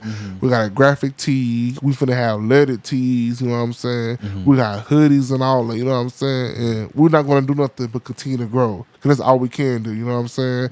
You can start from here, but like we said, we started from the bottom. Now we here, and we're gonna end up there, and we're gonna end up, just further on doing bigger and better shit. You know what I'm saying? Whether people like it or they don't. You know what I'm saying? Yeah.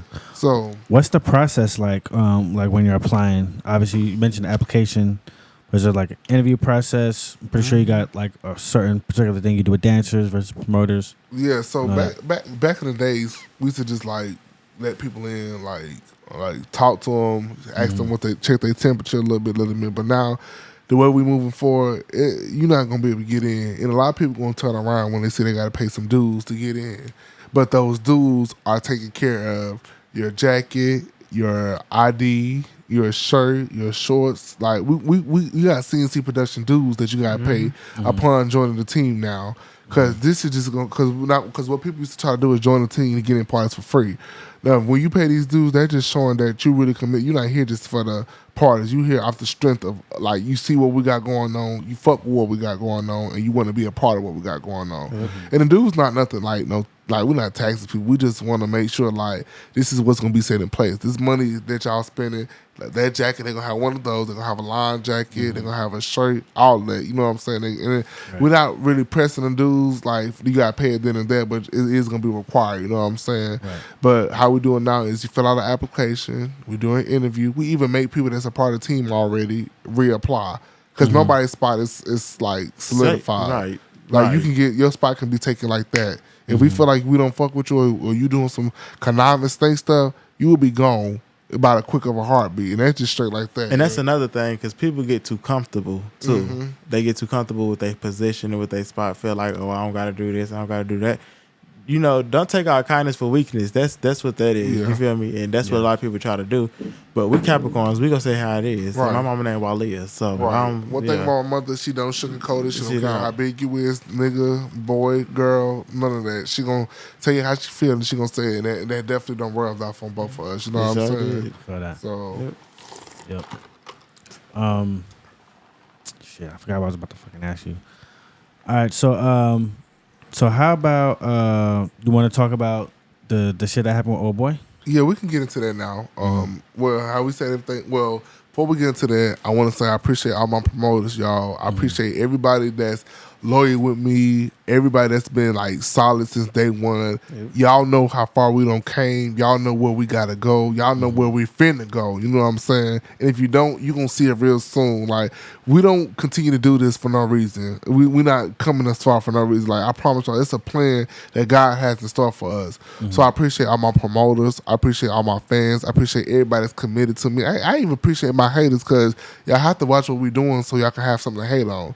So I appreciate everybody that's just Team CNC Productions, because one thing about us, we came from nothing, but we're going somewhere. You know what I'm saying? We're not going to continue to do nothing but grow. And I just thank God for giving us this opportunity, for giving us this platform, for our personalities to be so big to where we're not afraid to step out in front of like people and speak our mind, do stuff like this. You know what I'm saying? Come to podcasts, interact with people. You know what I'm saying? I'm just grateful for that. So Appreciate you coming through, man. Definitely, bro. Definitely. Yeah. So before we move into that, I just want to say I appreciate everybody.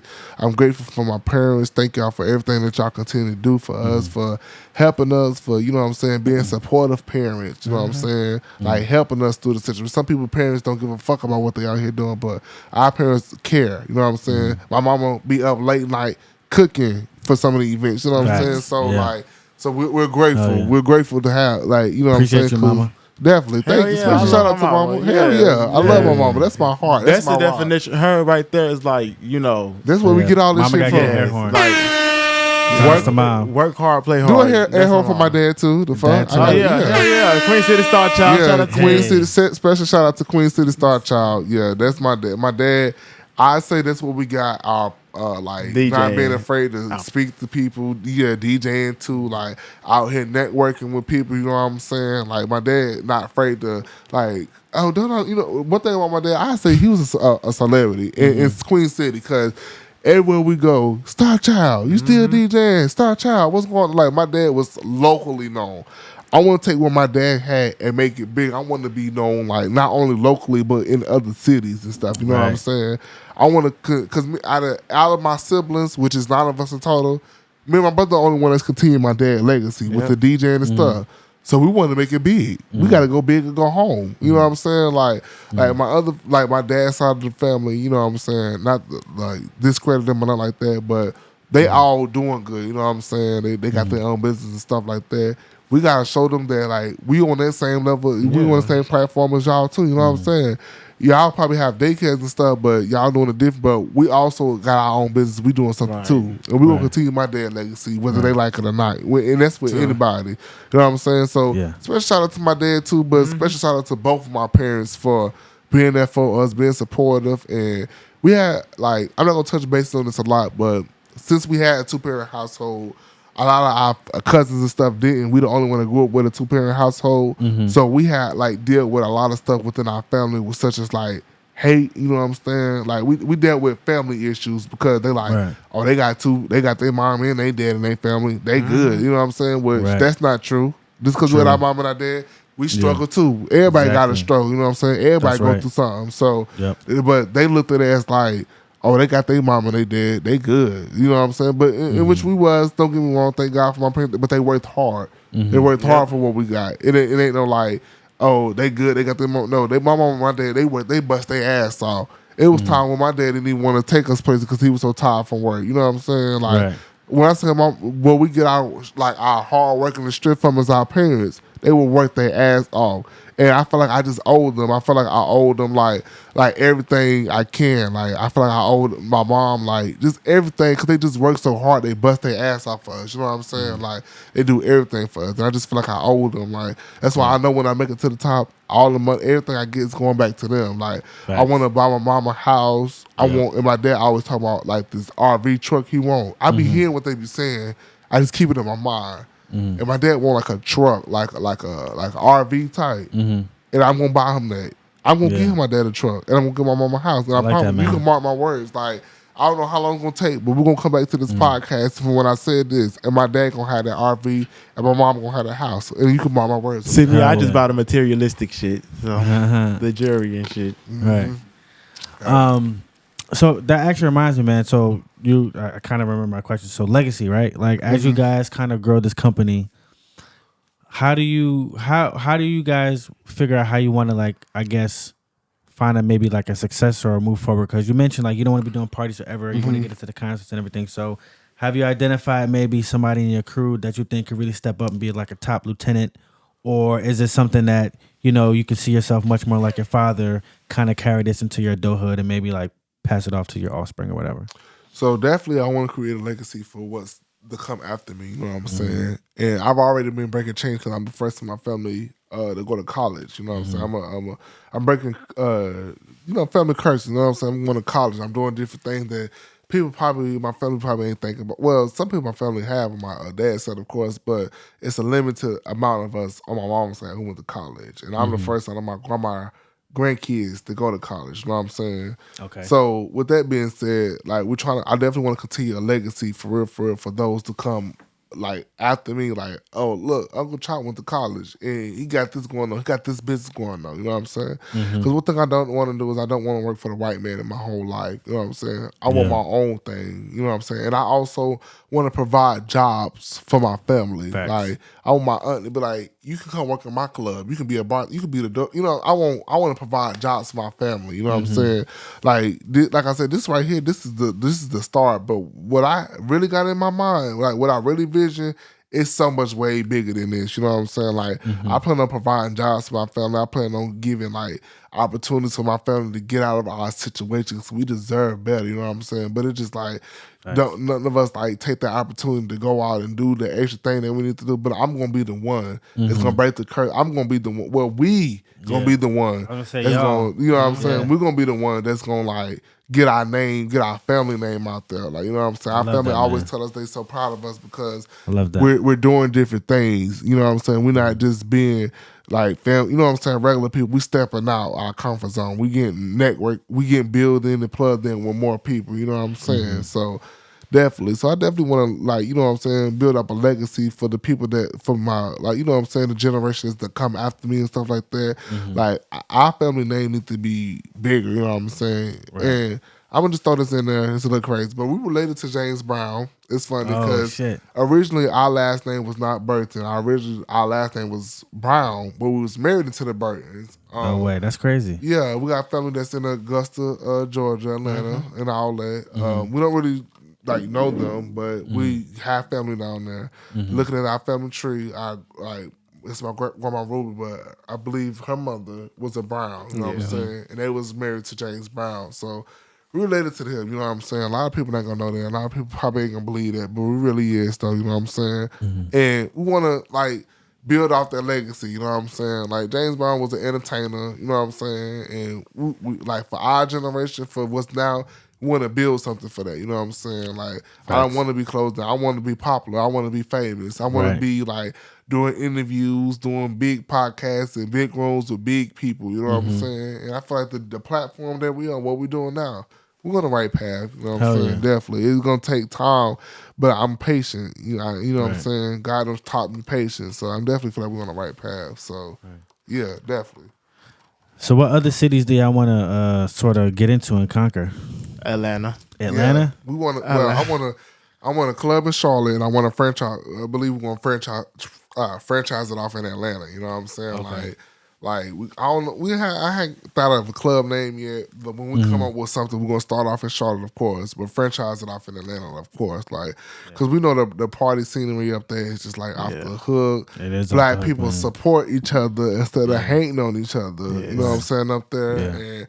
Up there, the scenery, we just feel like what we do, how we so diverse with music and diverse with what we do, up there will be a good ass opportunity for us in Atlanta. That's Black Hollywood, you know what I'm saying? Because one thing about us, we can DJ for an old folks party, we can DJ for a young crowd, we can DJ for our age crowd, you know what I'm saying? We diverse with music, you know what I'm saying?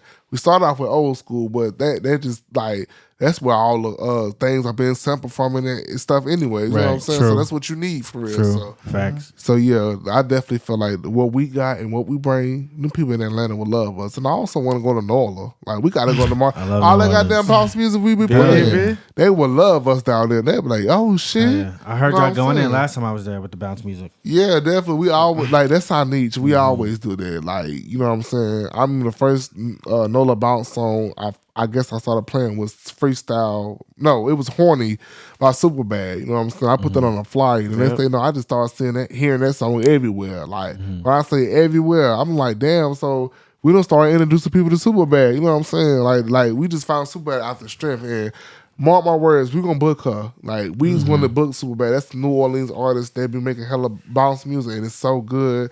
I love it. We're gonna book her one day. Like I promise you, one day, like mark my words. It's what today is? It's August 6th? Yeah. 2024. We're gonna book Superbad. Like honestly, it's gonna say Superbad featuring. Like I promise you, one day that we're gonna have Superbad. Like, you know what I'm saying.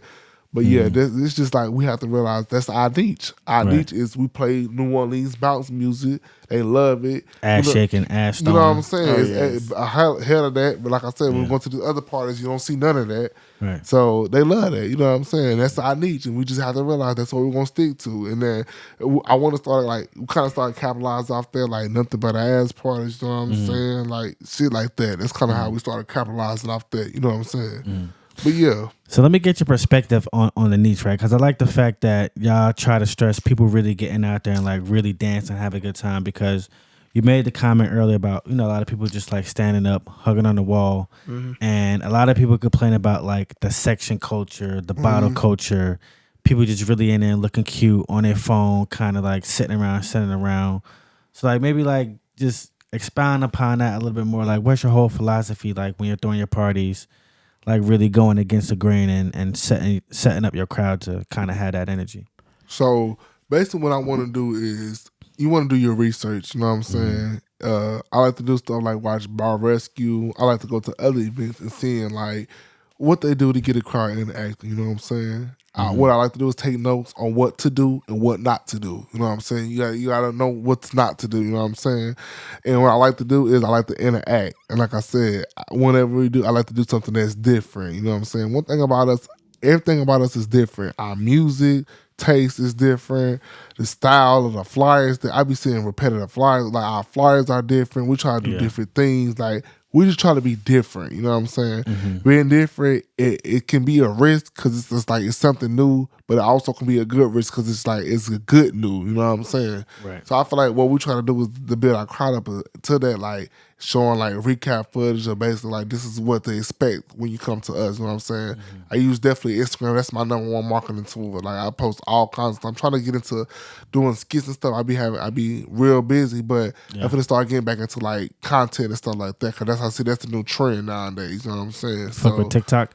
Yeah, hell yeah. I be on TikTok. I be trying to do like my DJ mixes every now and then. I get on there, you know what I'm saying? But it's always getting taken down because it's like, you know, copyright and shit like that. So that's why Instagram is my like number one platform right now. But what I do is I go live from TikTok and be DJing, and that's where my like followers and shit will come in and they'll see my live mixes. But definitely with my crowd, I just want to like showcase like the events, and I want people to understand with this party stuff, no matter who you is, no matter what it is, it's going to be some flops and some bops. You know what I'm saying? Right. Even the graders out there have had some events. I ain't gonna say no names, but even the graders out there have had some events where it don't flop. You know what I'm saying? With this party and this nightlife thing, it's a hit or a miss. You know what I'm saying? You gotta know how to take your wins like your wins. You gotta also know how to take your losses like your losses. That's you know what I'm very saying? true.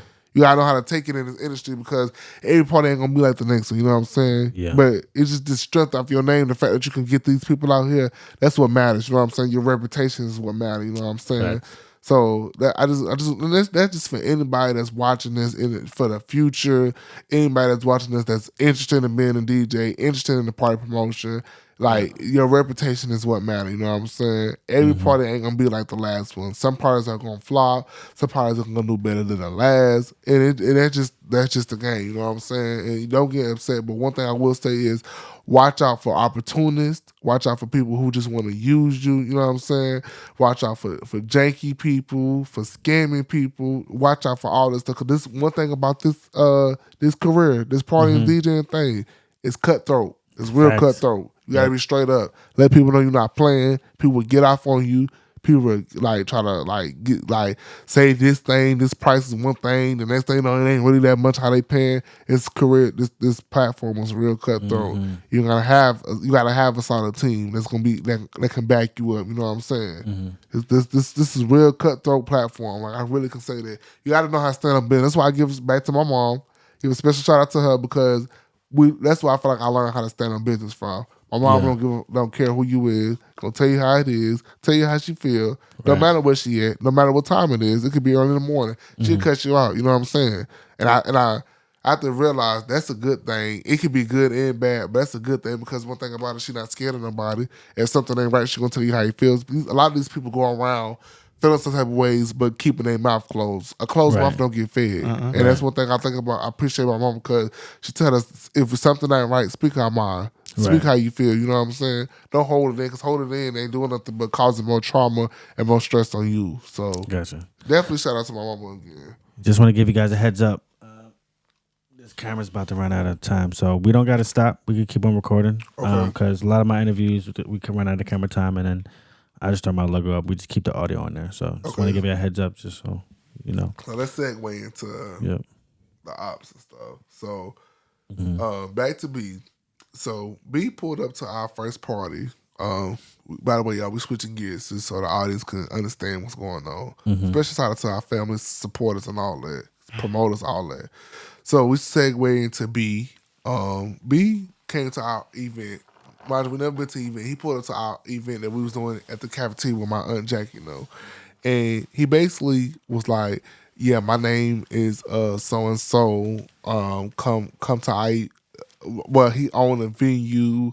All this, come to his parties and all. You know what I'm saying? Like, do you know who I am?" And like I said, we didn't know who he was. He came with his DJ. We didn't know who they was. But after the fact, we did. I tried to reach out to him after the event we had at the cafeteria because we was looking for a new venue. He claimed he had a venue, so I reached out to him and was like, "You know, you got a venue, let me use one."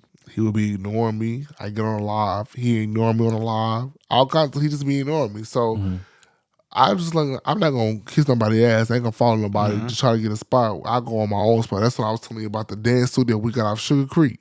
We came across that because it was hard for us to find a venue. We couldn't find a spot. We wasn't old enough to get in clubs. It was just hard. So we came across that and we did a party there. He finds out where we at, and based off the videos and the footage, I'm guessing. And basically, he pulls up to the spot trying to say, "Oh, I was busy. Oh, I seen your message." I'm like, "Nigga, you not that busy to where you ignore my goddamn messages and everything when you see," you know what I'm saying? And then I'm looking like, "So you see, I got my own motion going basically. Now you want to all of a sudden try to pop up and try to like see, if you ask me, peep the scenery out, see what we got going on." I'm saying like, we good basically. Then he started hitting me up, calling me all random times in the morning when we collabing. And in my mind, I'm just looking like, I don't want to collab with you because this is like, I don't heard that you got a bad reputation of not paying people their money. I don't heard that you got all these bad reps. I don't want to collab with you. So I'm telling him respectfully, like I don't want to collab with you right there. Let me get my own name and my own brand up, and then we can work on the collabing. Okay. So then that's when I started noticing stuff like, well, we'll drop a flyer like today, like at 7 o'clock. He'll drop one at 8. It's the same time as ours. It's like similar thing, but a different venue. I started noticing that.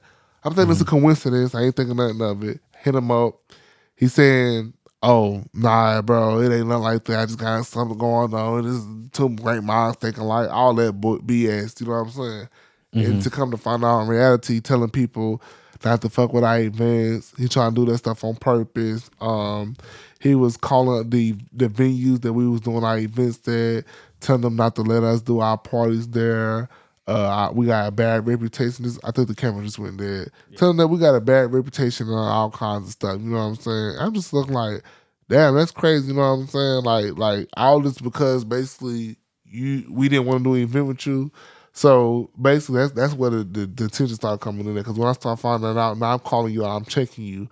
But yeah, now you've been on your Instagram, get on there throwing a little side, like, being petty or something, trying to be funny or something like that. Like, start being funny with the themes. Like, we'll do a Mardi Gras party this week. You'll try to follow us the next week and try to do a Mardi Gras party. Just being funny, you know what I'm saying? So that's when basically, like I said, me and my brother, we not the type to be scared about nothing. We're gonna text you and ask you, what's really good, you know what I'm saying? What's all the beef or whatever. So I'm asking them type shit, and that's when he trying to get bold and all this shit through the messages and through Instagram and through social media. Right. Now, so to bring in some other people, I'm not gonna mention their names, but there's some other people that knew that we was beefing.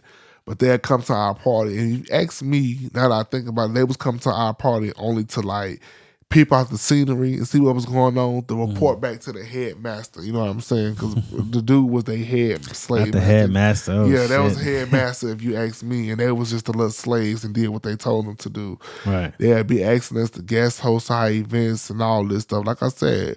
But they'd make it seem like, oh, I don't fuck with Bryson. Oh, shit. I ain't mean to say his name. Damn. Oh, fuck it. I said it. Oh, I don't fuck with him. I don't fuck with him. I don't go to his shit. He used me. That's what they be saying.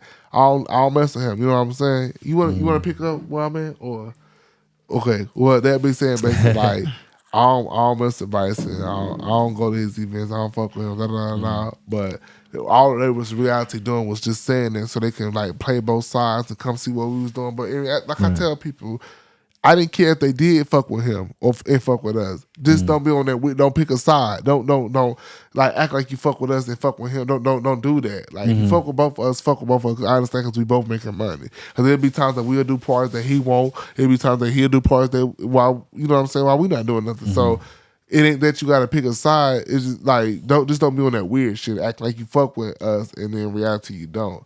So we didn't basically see people true colors until after we fought him, and we only fought him because he came to John C. Smith after we was beefing, after he just got our party shut down, and how we got actual like proof of the venue owner telling us like your buddy screenshot your flyers off Instagram, sending them to me saying, don't let y'all do y'all party. And this is the venue owner telling us, you know what I'm saying?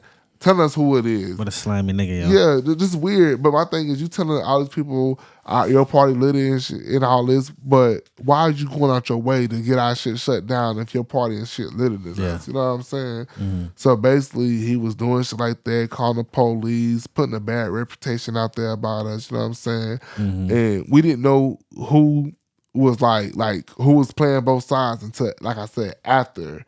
We fought him at John C. Smith. And I'm going to kind of let my brother like pick up on that and tell about how that altercation went down. But just know that that was a viral moment for us. And I'm not saying that to brag or nothing like that, but hey, it is what it was. We beat his ass. So. Go ahead, Chew. Just keep talking. I'm going to just check this camera real quick. So basically, let me adjust the mic. So basically, the altercation started at Johnson C. Smith because we was down there DJing at the basketball games. But prior to that, I think the week before that was our birthday party. I want to get into that when he spoke about the whole man texting us about the who told us and all that. That all came about, he was just mad because the same gym that he used for his parties, I ended up booking that same one. But mind you, he didn't have no party that same day, none of that. It was, our birthday. So I just booked it. I paid for it, all that. The owner of the gym, he was all cool with it. When I talked to him, all that, I paid the deposit in November and all that. So November for the event that took place in January. Keep that in mind. Big lead time. Right. So we play, we posting, promoting the party, advertising and all that. Then out of the blue, I get a text message on my phone. Mind you, it's like 10 o'clock at night. So he texted me. He sent the owner of the owner of the gym text me and was asking me, "Is that my party?" He sent the picture of the flyer, and I'm like, "Yeah," but I'm already knowing what time he on because ain't no way you finna just send me a screenshot of a flyer and it's something behind it. Right. So I'm like. I said, I feel like I already know what you finna say.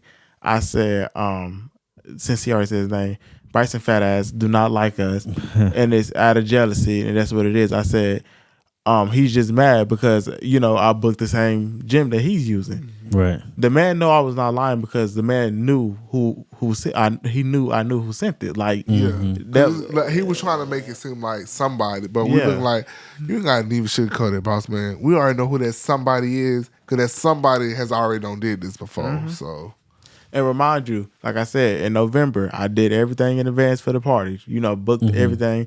The man was okay with it. I told him what type of party it was and all that. So after Bryson went and told him, what do you tell him?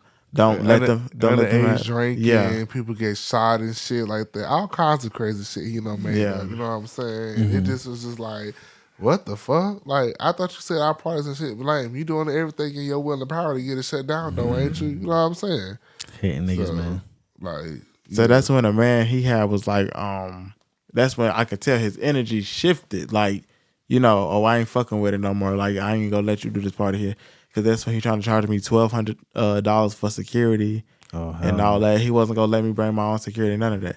But one thing about me, I'm a Capricorn, so I always have a plan A and a plan B. Right. So the same day that he sent me my deposits back, is the same day I sent the deposit to the next gym, and I booked it the same day. And that gym was actually bigger and better, to be honest. Like the first gym that we was gonna do, it was like just a gym, but the other one we had was a gym. It had layered to this other building. Like that shit was just way bigger than the other one. So we like, thank you for doing that. You didn't do nothing but pave way, give us another opportunity. So that's why I said, like, well, they be thinking that they be like digging a hole for us. Y'all ain't doing nothing but digging a hole for yourself. Y'all just gave us another opportunity, another venue, and like we said, shit, I'm finna fuck it up.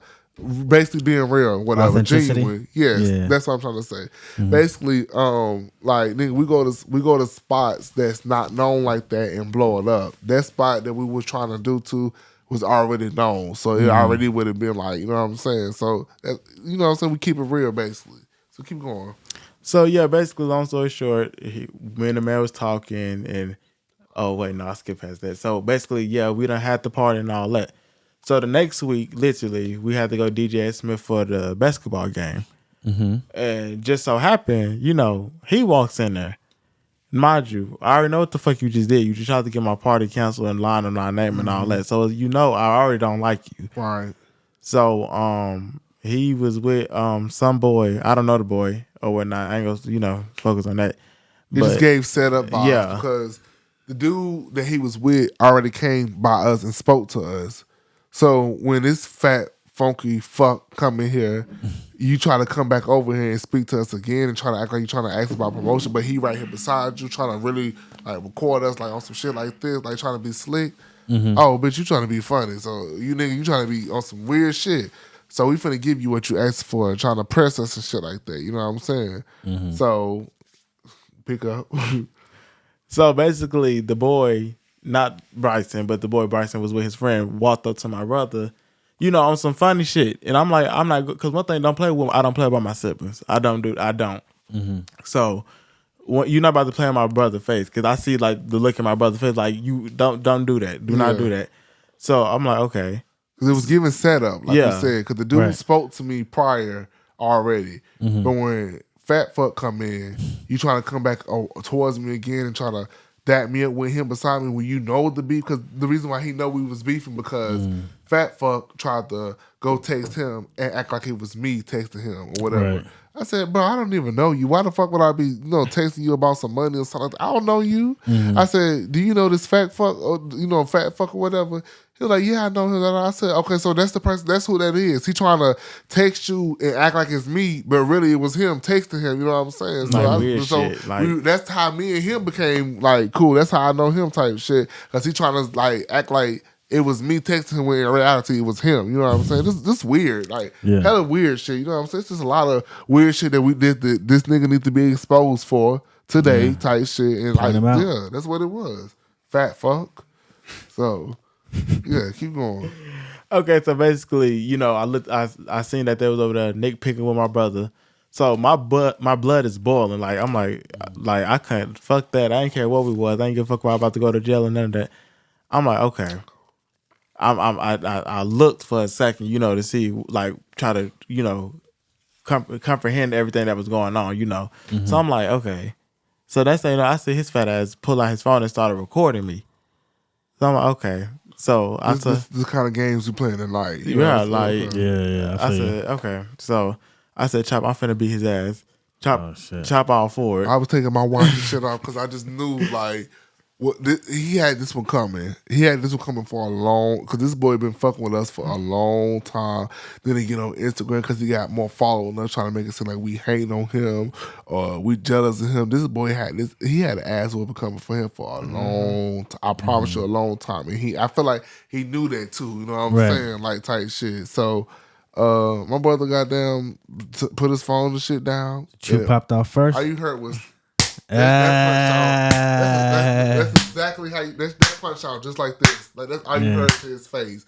And mind you, like we mentioned before, these niggas are older than us. Yeah. I'm not finna let your big fat ass fight my young brother. So like people say we jumped him, but I don't give a fuck. You can call it what you want or whatever it is. Ain't none of y'all came and pressed us about it, or none of y'all like was there to help him. But I'm not gonna let your big fat ass fight my brother and you older than him and you big as fuck, nigga. So you right, I did whatever. You could say I jumped him. You can say whatever the fuck you want to say. If your fucking sibling right there fighting, you gonna do the same shit regardless. And if you not, then your mama ain't raised you the right way. And that's on whatever you want to. Mary had a little hand. So basically, no shame. I jumped in.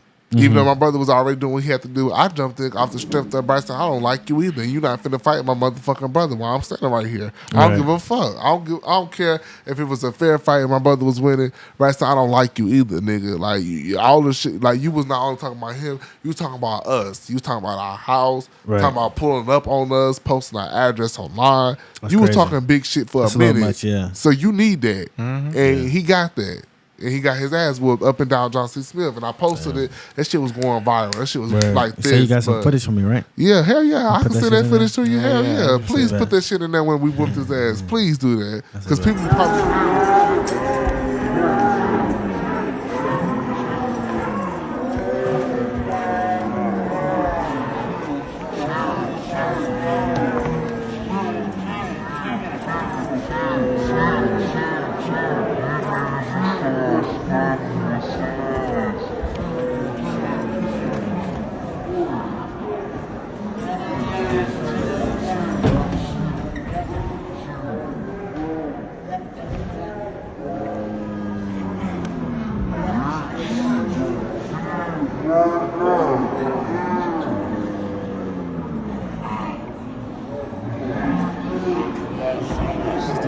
Because people probably forgetting about that, but I don't need nobody to forget about that. Because at the end of the day, we didn't do that. Like, if we didn't go around and bragging like, yeah, we whipped Bryson, like I whooped Devo ass. It wasn't none of that. It was like, we whooped your ass. Now we humbled you. Now go sit down, go get a motherfucking cookie, and go suckle your mama titty like you been doing. You broke ass promoter, motherfucker. My thing is about you. Used to be, you can't. Sometimes you couldn't even pay for your motherfucking promo videos. You ask your mama for gas money. The thing you wanna know who told me all this shit? The bitches that you fuck with, the bitches that you claim that's on your team that fuck with you. They was calling me, telling me everything. Like I hear be replying to the females that's on our team story, trying to be like, oh, you fuck with Chop. Like why y'all worry about like I said, it didn't have to never be a competition until y'all made it one. You know what I'm saying? Right. And so yeah, just regards to him, he just weird. You know what I'm saying? That big fat funky double back ass weird ass bitch. He just weird. You know what I'm saying? And he just operate weird. And anybody that associate with him and do business with him is weird too. And I'm calling it how I see it. And it is what it is. And it is what it is. You know what I'm saying? It is what it's gonna be type shit. The main niggas, I ain't gonna say their names because I ain't giving nobody else no clout. I slipped up and said Bryce's name, but the main niggas like was talking shit about you. I want you to know this. Like, I don't know if y'all planned this, but they was talking shit about you. They don't fuck with you. They still talking shit about you today, saying that you got ran up out the city because you was snitching. The main niggas that you fuck with, these the niggas that was at your party that was beefing with us on the strength of you, that was texting us after we beat your ass. A crooked toothed, fucked up ass, weird ass, undercover faggot ass nigga was texting us. So, and I ain't gonna, like I said, I was finna say his name, but I ain't gonna mention that nigga either. Like, you was the one that was texting us, you know what I'm saying? But you was also talking shit about this dude, you know what I'm saying? Like, and it's just weird because they just randomly just try to start beefing with us. Basically, after we beat his ass, everybody started showing their true colors. The people who really don't fuck with us start showing us that they don't fuck with us, basically. Stop coming to the events. A few of them unfollowed us. I ain't give a fuck. You don't know why? I don't give a fuck. Because that John C. Smith, that's when that shit happened. When y'all unfollowed me, my followers went down from y'all and my followers went up from Smith. Like, people was at Smith like, oh yeah, that's the DJ that don't play. People was wondering like, how you get in the fight and you ain't get suspended? Or how you ain't get in no trouble at all at that? Because one thing about it is God sits high and look low. God know that this dude been bothering us for a long time. This was like, I ain't gonna say this was set stone to coming because that's not how God is, but he knew what time it was. You know what I'm saying? This boy been fuck with us for a minute, and you come on our platform where we making money at to fuck with us. That's why we didn't get suspended, because God had control of that situation. God knew what this dude was doing to us behind the scenes. God knew that we didn't have no intention to do that. But for you to come and try to fuck with our money and what we got going on, you deserve every bit of that ass whooping you got. And for what that shit that you try to do at Club Superstars, oh, that was weak. That wasn't nothing. You know what I'm saying? Because at the end of the day, the thing is they'd be texting us, what's your addy? But they know our addy because we used to do parties there. Right. But they'll never pull up. So what's the point of even going back and forth with you? Like just recently, one of his slaves, should I say, and the thing is about his slave is the one that was going around texting people, telling people, oh, bro got ran up out the city because he was snitching and shit like that or something like that. Your slave is the one that's telling on your ass, trying to goddamn beef with us now, and y'all two don't even fuck with each other, which is hilarious to me. He trying to goddamn start running beef with us. I'm like, motherfucker, you was the man when they used to be at our party. Didn't you get your gun taken at our party? Let's clock some tea right quick. This nigga, hold on. He was at our party, and he claimed that he lost a book bag.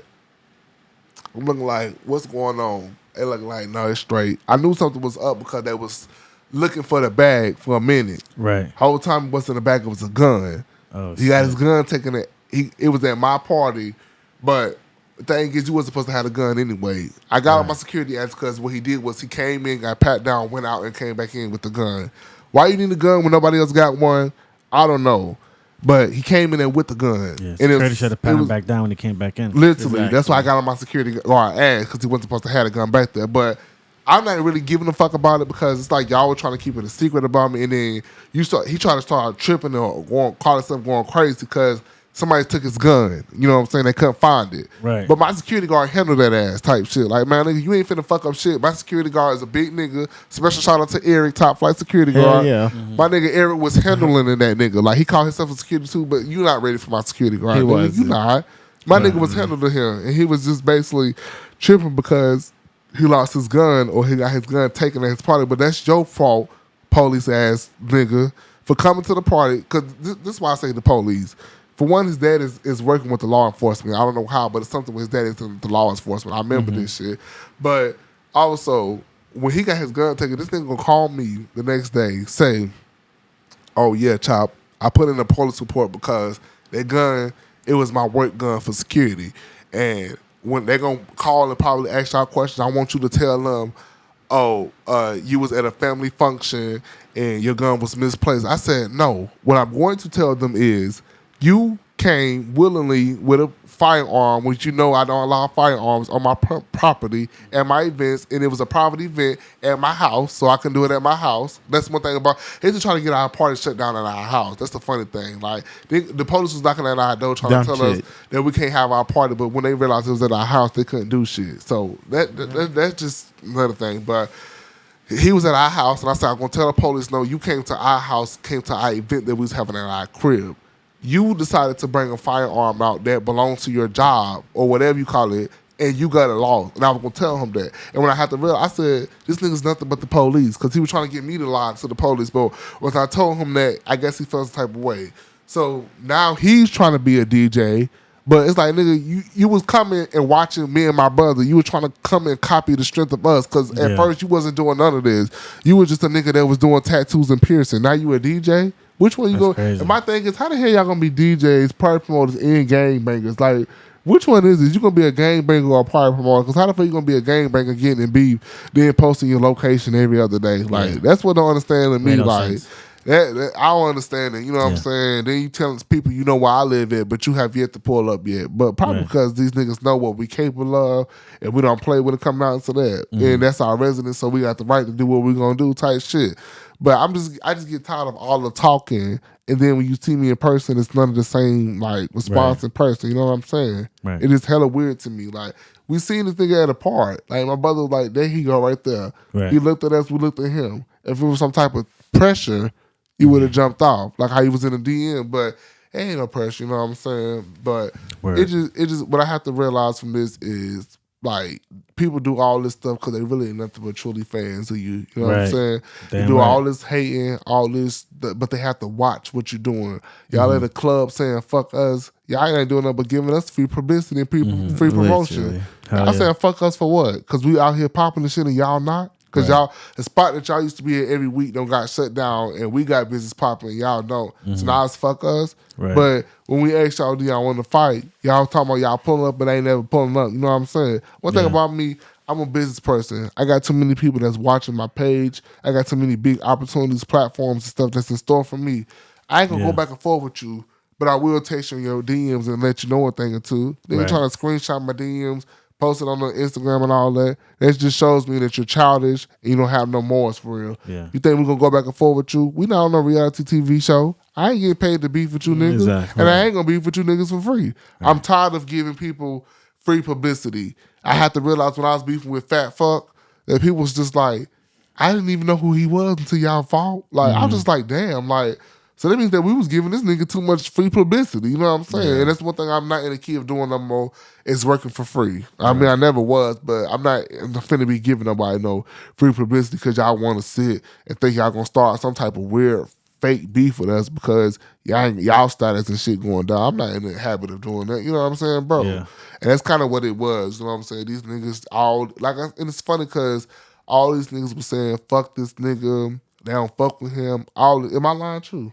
They were saying all this shit, and now y'all goddamn like was dick riding them, and now y'all don't even fuck with them no more. Yeah. It is weird, you know what I'm saying? And that's why I'm just thank God that we got what we got. CNC Production, they don't know. Word. All this hate that y'all doing for us, y'all not doing nothing but helping Begging us out y'all even up, man. more. Literally. All right.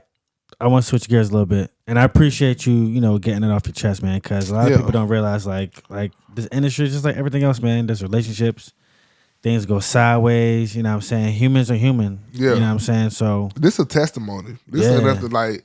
It's gonna be people watching this like a few years from now, like probably in the same situation, in the same predicament. They should think they're the only one. I want them to know, like, you're not the only one. Whenever you're doing something good and whenever it's God sent, it's going to be tests and trials. It's going to be tribulations that throw you off your game and distractions. Right. But you got to know who you is as a person, because what the devil try to do is come and try to confuse you and try to make you forget who you are. But you got to know who you is and know what you capable of. You can't let nobody throw you off your game. That's why now these motherfuckers, they can say what they want to say. If y'all not pressing me, y'all not pulling up and touching me and all that shit, I really could care less. You know what I'm saying? Right. In social media, y'all can have that or whatever. I ain't gonna goddamn ruin my social media reputation. I ain't gonna ruin my bookers at these colleges because you want to get on there and start talking shit. It ain't gonna be about what you talking about. You know what I'm saying? So, any last words on that, Chew? He covered it up. He covered it all. See, with me, I'm like, I don't give a fuck. Because like I said, once you prove to me that you're not going to pull up and fight me, I'm not finna go back and forth with you. I'm not finna do no arguing, no posting on social media, none of that. Because last time I checked, if anybody got you that mad to where you got to post them and all that, that mean they won. What the fuck? I ain't giving. I got it in your skin. What the fuck? I ain't. Sure, I got the last laugh at the end of the day. You know what I'm saying? Right. I'm not. Fuck them. Fuck them people now. Fuck them. Right. Because at the end of the day got to end. You know what I'm saying? Right. And we still doing what we got to do. We still, regardless of all the shit y'all talk, all the shit that y'all down talking to us, we still out here popping. So whatever y'all saying about us, it ain't working regardless. You know what I'm saying? What y'all need to do is sit back and be humble, like swallow your pride, and probably come to us and apologize to us. That's what the fuck y'all need to do, because at the end of the day, we still gonna continue to grow. Whether y'all like us or not, we still got our own crowd. We're gonna do them but get bigger and better. The more y'all talking shit about us, it ain't gonna do them but make you mad. Because we can care less what y'all doing. It's making you mad because you making fake pages and shit to watch what we doing, to see the network and the opportunities that we getting. That's making you mad. The rest, I can care less about what the fuck y'all doing. At the end of the day, we getting our money. You know what I'm saying? So why would I give a fuck about what the next person doing type shit? You know what I'm saying? I don't got time to sit here and worry about you and all that. I'm getting from the hood. And the thing is, what I want to touch bases on is, like, I don't want to always come off as like we some fighters. I want people to know that if you come for us, we will stand our ground. But the thing is, this is like we was raised in protect your team, man. Definitely, you know what I'm saying? And we was raised like to stand our ground. We was raised, I want to say, like the hood, you know what I'm saying? But we wasn't raised that way by choice. We didn't have no choice, you know what I'm saying? We was in the hood, you know what I'm saying?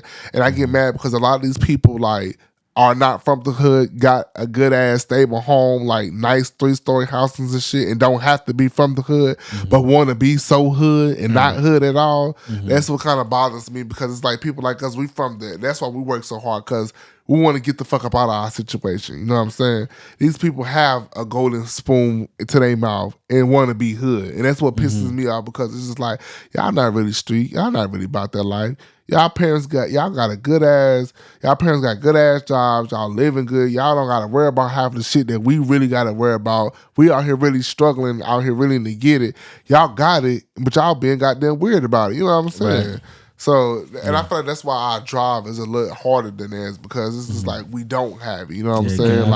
Like we didn't get it. We don't have our parents that can just say, he go a loan, he go $500, he go $1,000. What the fuck? Exactly. Asking that from what? I wish like hell I would ask my dad for like $1,000 some or something like that right now. You know what I'm saying? But and I just say that to say like I just know how far we gotta go. I know what we gotta do. I know the work we gotta put in. You know what I'm saying? I don't have the opportunities. I don't have the platform. I don't have the networks, the connection that some of these people do. Because one thing about me, I'm not gonna kiss no ass either. I ain't gonna beg you for nothing. I'm not gonna like keep asking you for nothing. After I see that you a flaky person or you acting weird, the second time I'm gonna move forward type shit. I got a business to run. You know what I'm saying? With or without you type shit. I'm not gonna. My mama ain't raised me to kiss no ass. I don't care who you is. I'm not gonna kiss nobody ass for nothing, regardless. So out of all the roles that you do, promoter, DJ, I see you host sometimes with the microphone, graphic designer. Out of all the stuff you do, what do you enjoy the most? What do you get the most enjoy out of for each one of you? Go ahead. Oh, I enjoy DJing because shit, I feel like music, you controlling them. You feel me? Control like, the party, yeah, for sure. Right. Like if you know, you've been doing it for so long, you know what's gonna get them up and dancing. So it's like me seeing that they actually is interacting to the shit I'm playing, the shit I'm mixing together and all that. That's like, yeah, I like that. That's top tier. Okay. I want to agree with that. First of all, I just enjoy what I do in general. I have fun with it. You know what I'm saying? I really feel like this is God sent. It's like something I'm doing and I'm having fun with it. But when it comes down to DJing, hell, I love DJing because it's just like you are in control, like he said. Like you control the vibe. You can make people feel good, feel sad, happy. You make people reminisce. And I'm the type of DJ, I want people to be like, damn, I forgot about this song. You know what I'm saying? And I also want them to be like, damn, that transition was so goddamn good. I ain't never expected that. Or that blend was so good. Like, damn. So I feel like DJing is definitely like what I like the most out of all of it because it's just like I get an opportunity to interact with people. You know what I'm saying? I get an opportunity to like I'm the controller of the vibe of this room right now. You know what I'm saying? You know what I'm saying? And also that's how I kind of got into my hosting. Like I cut the mic down and say some stuff. Like I control what's going on. I'm controlling the atmosphere. You know what I'm saying? I want to touch base on the John C. Smith right quick. Cause you know, like I said, I'm one of the best campus DJ, but this is DJ up there, and it's just weird to me. Y'all, I want people in the comments to let me know if I was wrong about this or like about how they feel. So basically, I was a campus DJ. I won campus DJ, best campus DJ for the first time in 2023. So with that, I'm not a cocky person. What I tried to do was start like I wanted to create a DJ club with the other DJs on campus so we can just be rehearsing because we wasn't getting booked enough. Our student engagement leadership director, he would reach out to other DJs instead of utilizing what he have on campus, right then and there. Yeah, you know what I'm saying? So reason I'm saying am I wrong because basically as I was trying to do that, it was this other DJ basically. They would be weird. They started like we was having rehearsal, but what they started doing is I created a group chat. They'll start like having rehearsal like outside of like the group. They'll text each other privately and be trying to mix and stuff like that. And it's just like they try to create some type of like against Chop. Like, let's do this and not let Chop. But why y'all trying to be against me when I'm trying to help y'all? I want to create a DJ club. I want to be able to do events. I want to get our name out there. I want to help each one of us go. Like, if I have a gig for y'all and I can't do it, I will give it to y'all. That's how it's supposed to work. But it seemed like it became more of a competition. Yeah. I won Best DJ of the Year award again this year because I'm just that DJ. I'm him. Like, I'm that nigga for real. Not no cocky nothing, but the other DJ, instead of him giving my props like I would have did for him, he starts being petty, gonna post me I'm post a laughing emoji and stuff behind it. We in student engagement group chat with a bunch of people from the school. He being funny, talking about we know who the better DJ is. You can't compete where you can't compare. And I'm like, you damn sure right about that, because you definitely not on my level when it come down to this DJ and shit. Oh, man. You should go back and ask the student engagement leadership director how many gigs have I told him to give you. He asked me to do it, and I told him no, give it to you. So nigga, I birthed you. You gotta, what you need to be doing is thanking me for the opportunities instead of getting on your close friends and trying to talk shit, talk about some. I ain't kissing no ass for no gig, or I ain't gotta do this for no gig. What you need to be doing is thanking me, because if it wasn't for me, bitch, you wouldn't even have as many of the gigs that you have. You know what I'm saying? And so what you try to do now is you try to throw your name on this big production, because I give the social club they props. I give them their props. I ain't no hater. One thing about me, I am not no hater. I give the social club their props. They got shit going. They got more shit going on for Charlotte right now. I'm not sure how. I don't care how. I don't want to know how. I just know that they got their motion going on, and I give them their props for that. But what you try to do now is you try to take your name, because y'all, like, go back to that Greek stuff. Y'all Greek, y'all the same Greek, so now you going to take your name and throw it on their stuff, and now y'all collabing. Like, you trying to make it seem like that's your stuff, but really, bro, and I hope you seeing this, really, that's not your stuff. And you know deep down in your soul that if you was to go out here and branch off and do your own stuff, it would not be jumping like that. You literally leeching, aka dick riding somebody, put your name on this stuff to try to get yourself a better name. And also with the other dude, you know what I'm saying, your friend who's a Q dog, the dark skinned one. You know who I'm talking about. I'm talking to them directly. They camera on, right? Shit, I think it is. If it's not, okay, I'm talking to you. I moved it over there because it was still recording. But I'm talking to them directly because your friend, the one that claimed he didn't have an issue with me when I asked him if he had an issue with me but still was being funny, he also was you were part of that too, though. You know what I'm saying? You are a leech too. You can't go out here and do your own thing and get your own parties going. You have to attach your name to that too. And y'all all are weird to me because instead of y'all coming to me like, Chop, I see what you got going on. I see your platform. I see you working hard.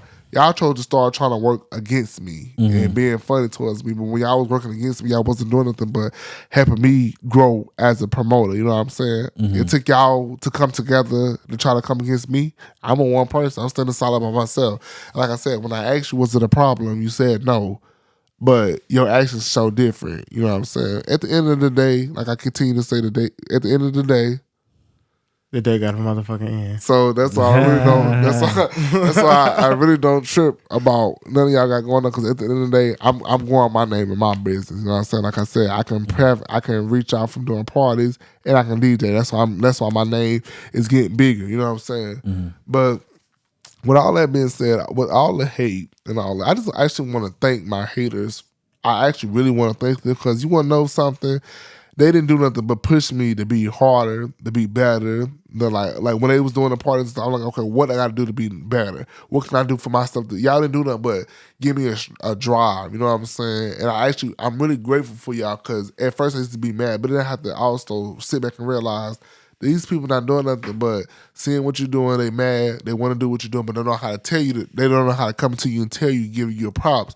So what they're doing is just nothing but motivate me. You know what I'm saying? Like, okay, y'all see y'all like what I got going on, but y'all ain't gonna tell me y'all like what I got going on. But I can tell y'all do because y'all doing some of the stuff and being petty. So that just made me want to just continue to do what I do and do it even better and do it even harder. You know what I'm saying? So I want to give a special shout out to y'all. You know what I'm saying? Y'all really have driven me to become the Chop that I am today. Because the Chop that I was a few years ago, like, don't get me wrong, I always stood on business, but like I wasn't as like focused on this as I should have been. I was just doing parties just to do it. Right. It was nice, but y'all have driven me to be more business mindset. Y'all have driven me to be more focused, stay more alert, like know what I'm not even lying. My haters have did nothing but literally help me out, like help me become more driven. You know what I'm saying? And that's literally what they don't realize, but they literally have helped me become like as successful as I am today because the hate that y'all did, you made me stay up on the game, made me know what to look out for, made me know what to be in store for, basically. You know what I'm saying? For the future. And I just feel like everything happens for a reason. I feel like God don't make no mistakes. And I feel like God like place stuff and set in stone for a reason. You know what I'm saying? Facts. I'm grateful for them. You know what I'm saying? I can never say I'm upset. I'm grateful for what they did for us, for real, for real. Right. All the hating, all the bad talking, all the talk that they said about us that we like in the rooms that we wasn't around. I'm grateful because what you was still doing, he was keeping our name alive. You know what I'm saying? He was keeping our legacy alive. They gonna hate on people that's doing good because if we wasn't doing good, they wouldn't be what? They wouldn't have nothing to talk about. So of course, I'm grateful for it. For real. How about some of your graphics work? Tell us a little bit more about some of the stuff you've been doing there. So when it came down to graphics, I used to have my boy Shakari. Special shout out to him. Yeah, shout out to him. Still reach out to him if y'all need a graphic or whatever. I ain't giving the other one a shout out. But special shout out to I ain't giving him no shout out, but special shout out to Shakari. Like I said, most of the people who we fuck with or we do business with is people that we know from a minute. But Shakari, we went to school with him, and I used to see on his Snapchat and they used to be doing like a lot of thumbnails. And I reached out to him and was like, "Can you do my graphics for me?" You know what I'm saying? And Shakari used to do his big one on them. Like, don't get me wrong. He used to do his big one on them, but I used to always just be like, this is an extra expense that I feel like I could be doing too. Like, I tell him what I want, and he'll like get it as close as to what I want. Don't get me wrong, they good, but he get to as close as I want it. But I just knew that if I was doing them, like the vision would be like there, like exactly how I picture it. You know what I'm saying? Yeah. So when I got into the graphics things, I didn't really know what I was getting myself into. I just got on Adobe. I went and bought an iMac. I got an iMac computer. I got on Adobe. Photoshop. Huh? Use Photoshop. Yeah, hell yeah. Photoshop, Adobe Photoshop. And I used this other website to get my templates for the flyer. I didn't know what I was getting to, but I just know that I want to do this and it would be a cutoff of an extra expense. That money I'm spending on flyers every month, every 2 weeks, whatever it was, I could be, I could be saving that money. You know what I'm saying? So that's what I did basically. I took that money and I saved it, and what I started doing was start coming up with like graphics and stuff. Because like I said, a lot of these people, I don't know who they going to with their flyers, but it's the same person. You can tell because the templates are the same. You know what I'm saying? Like it's all the same, and that's why I want to be different. I'm glad I do. I also do my own flyer because if anything is wrong with anything, I can go back and fix that. You know what I'm saying? And it's my flyer. I did it. You know what I'm saying?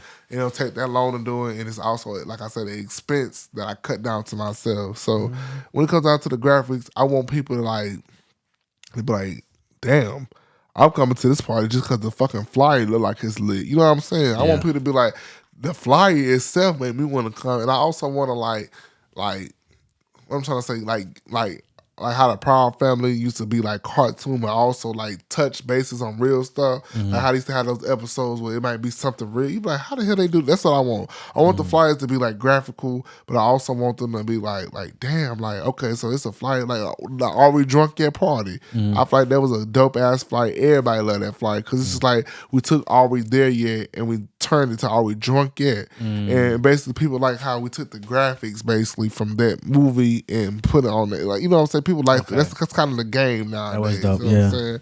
So shit like that. I want my graphics to be able to like tell because I'm in school for communications and they was telling us like the stuff we do have stories behind it. So I want each graphic I put out there to have a story behind it. You know what I'm saying? I want them to be like, okay, I sense what when I go there, I can kind of get a sense of what's gonna go on. You know what I'm saying? Based off the flyer itself. So that's kind of how it is when it comes down to graphics with videography.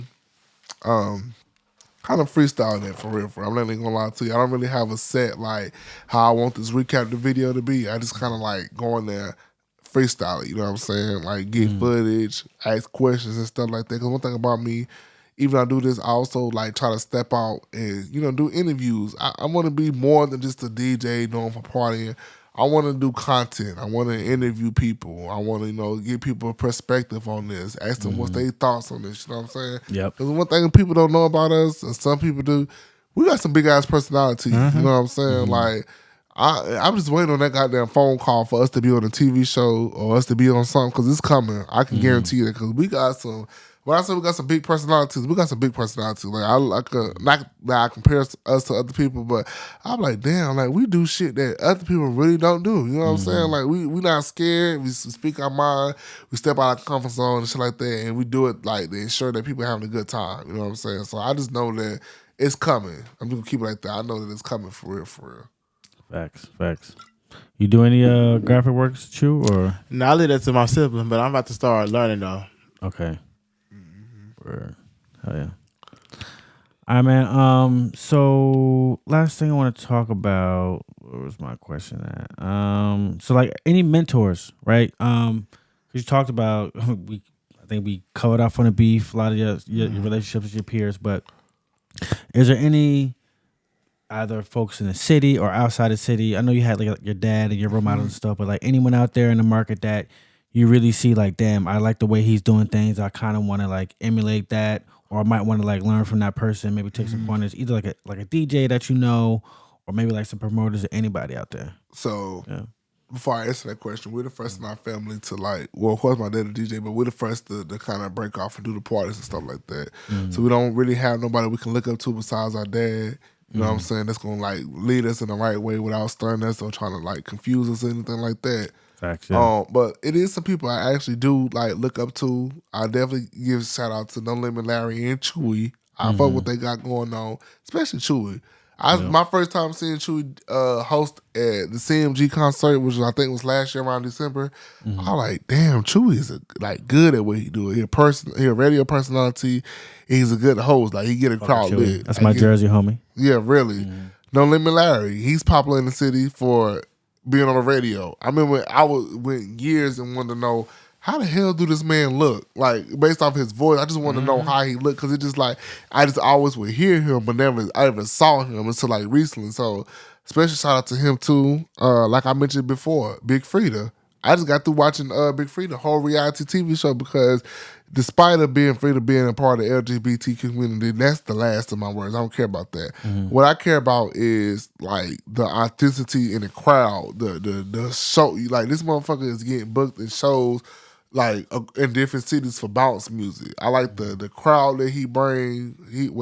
I like the crowd that he brings. I like the interaction, the engagement, and like he said, he bring people together through the power of ass bouncing, like the power of shaking ass. So I really look up to Big Frida too because I like his stage presence.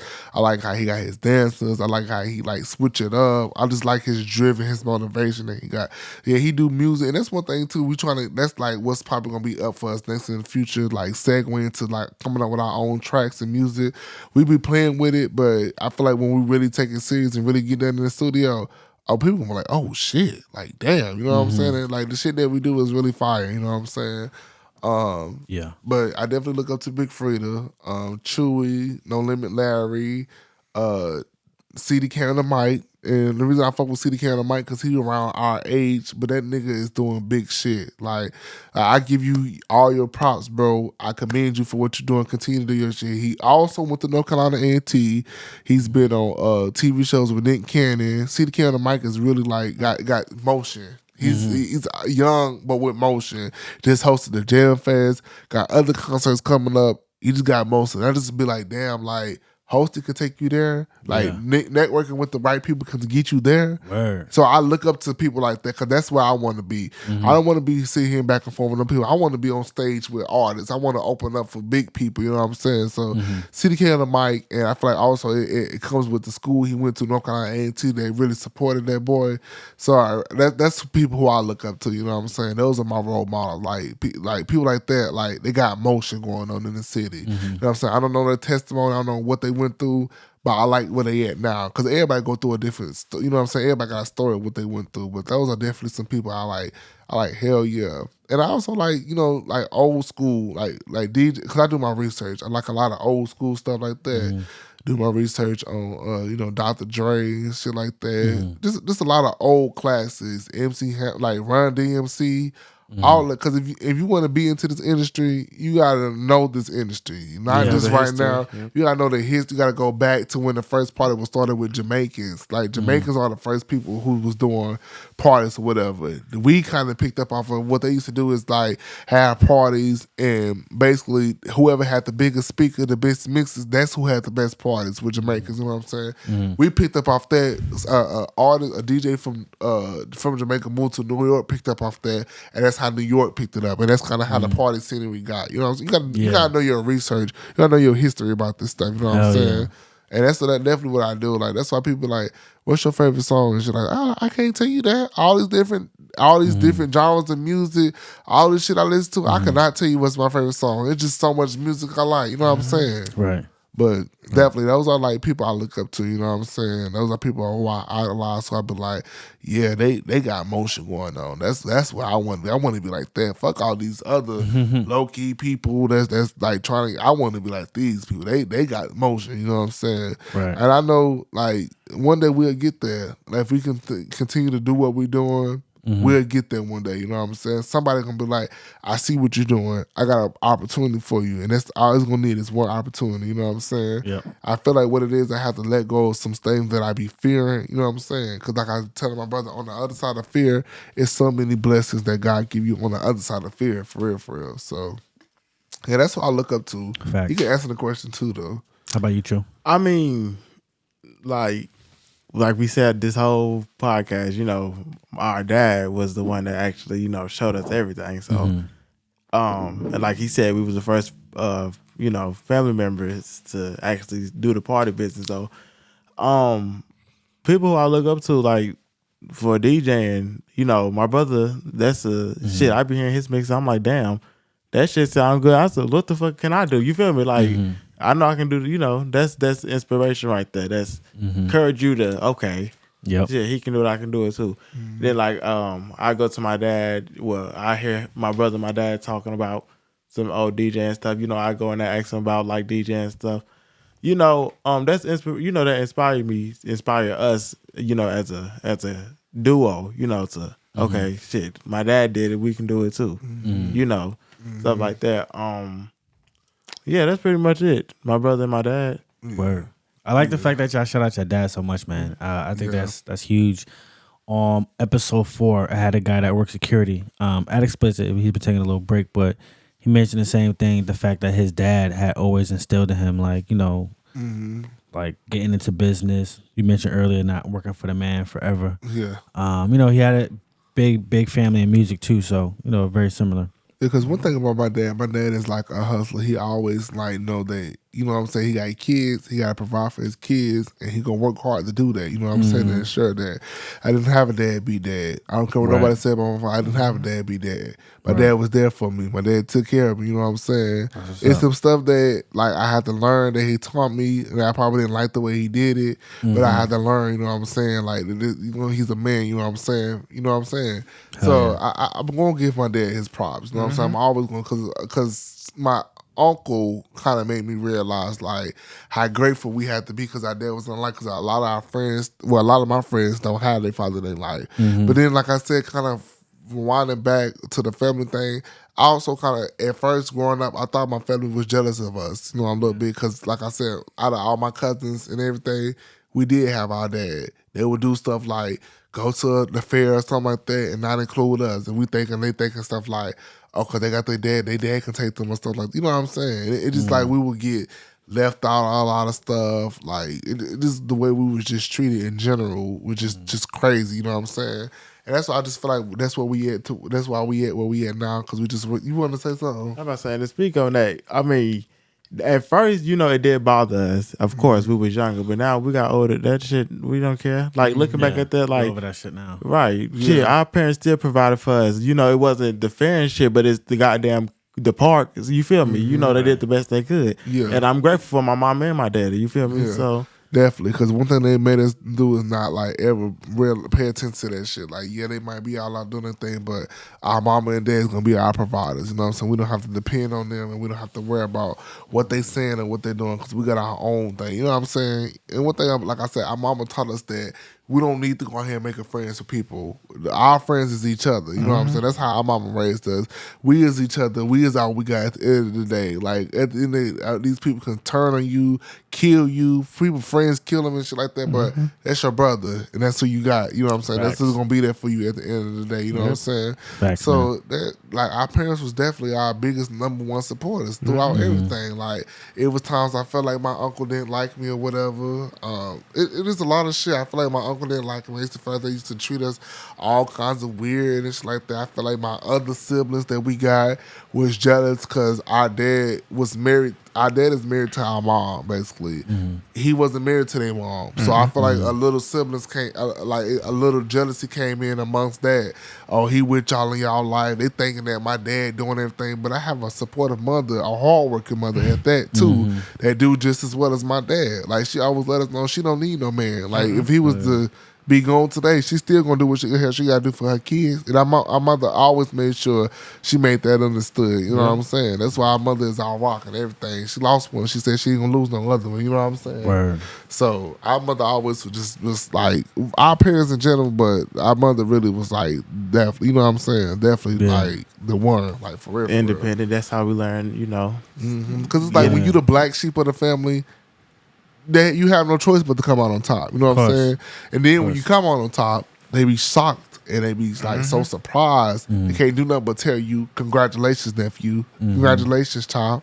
Because that's the best I told you so is to just be successful, man. You know? definitely, you know what I'm saying? Because it's just like when you the black sheep, when you're underestimated, when all this. They don't expect you to be where you at now. Right. But it's just like, that's how God said, that's how God works. You know what I'm saying? God works in mysterious ways. Those the ones that you underestimate, the ones you like expect to do the best, or, I mean the worst at, those are the ones who come out doing the best. Those are the ones who come out on top. You know what I'm saying? Like I said, a first gen college student, that's a lot. Like that's really a lot. You know what I'm saying? But I really don't think a lot of people was expecting that from me. I don't know what they was expecting, what the narratives they had, but I don't really think they expected me and you to be where we was at now. You know what I'm saying? I really don't think they expected us to get where we was at, but that's how God works. You know what I'm saying? God works in mysterious ways. While y'all was sent amongst each other, playing, talking about us, we was amongst each other, like God was getting us ready for what he had in store for us. You know what I'm saying?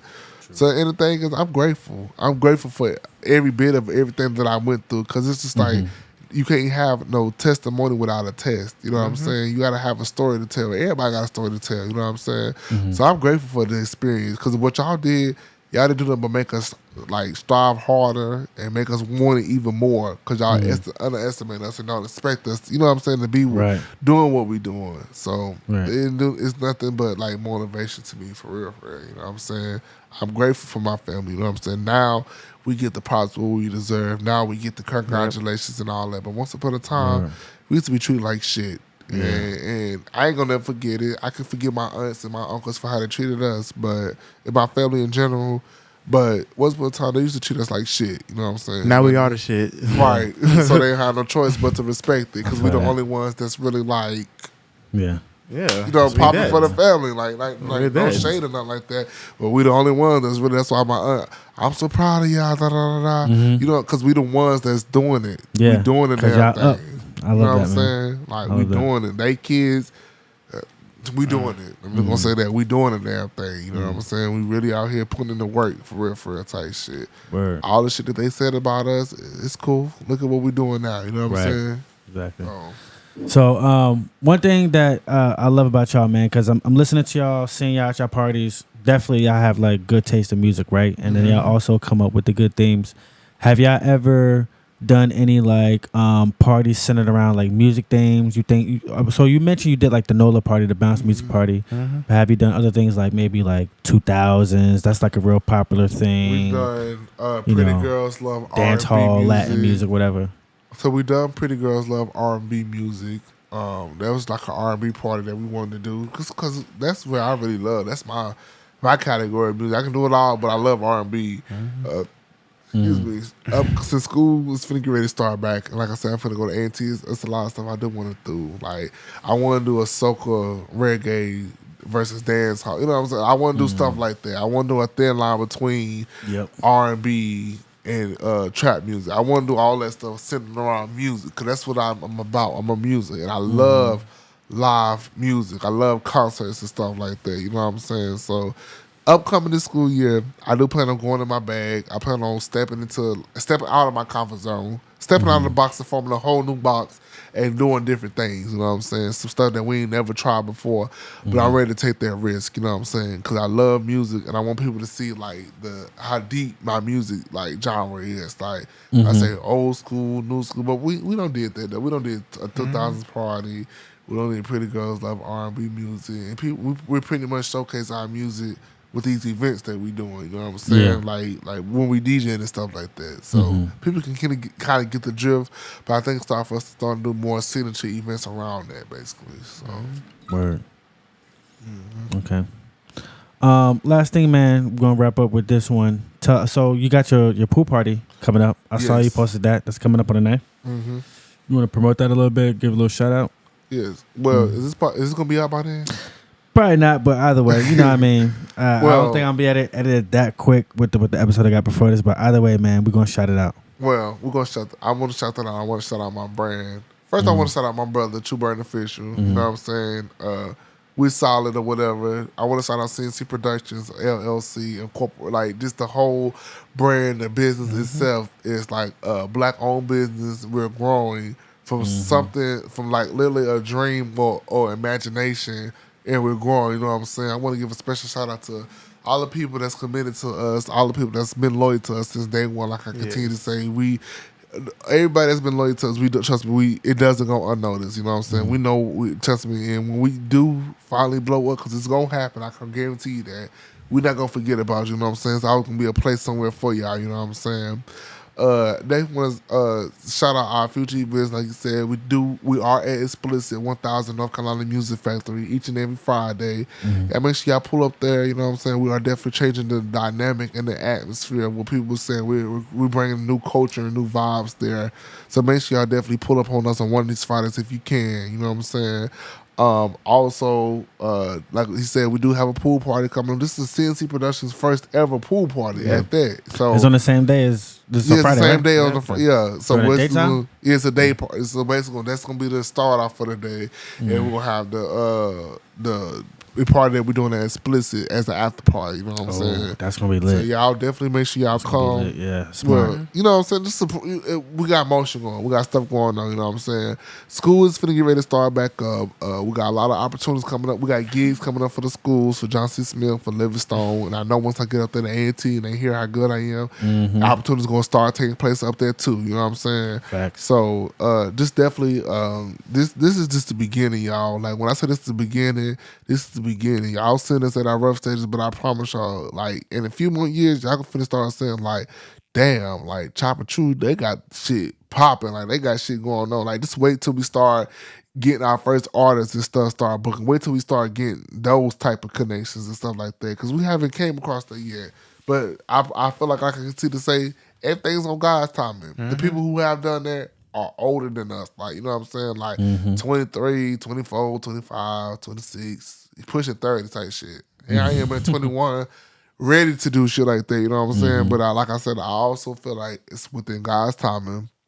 Special shout out to God for everything He continue to do. Because I know most of these ideas and these events and stuff I come up with, it be Him putting in there. You know what I'm saying? Like when I say stuff just come to me at the blue, whether it's a DJ mix, whether it's an event, whether it's a flyer, whether it's this or it's that caption, it comes to me at the blue. And I know it's nobody but God that's continuing to do that. And I just know that I got to continue to be patient. You know what I'm saying?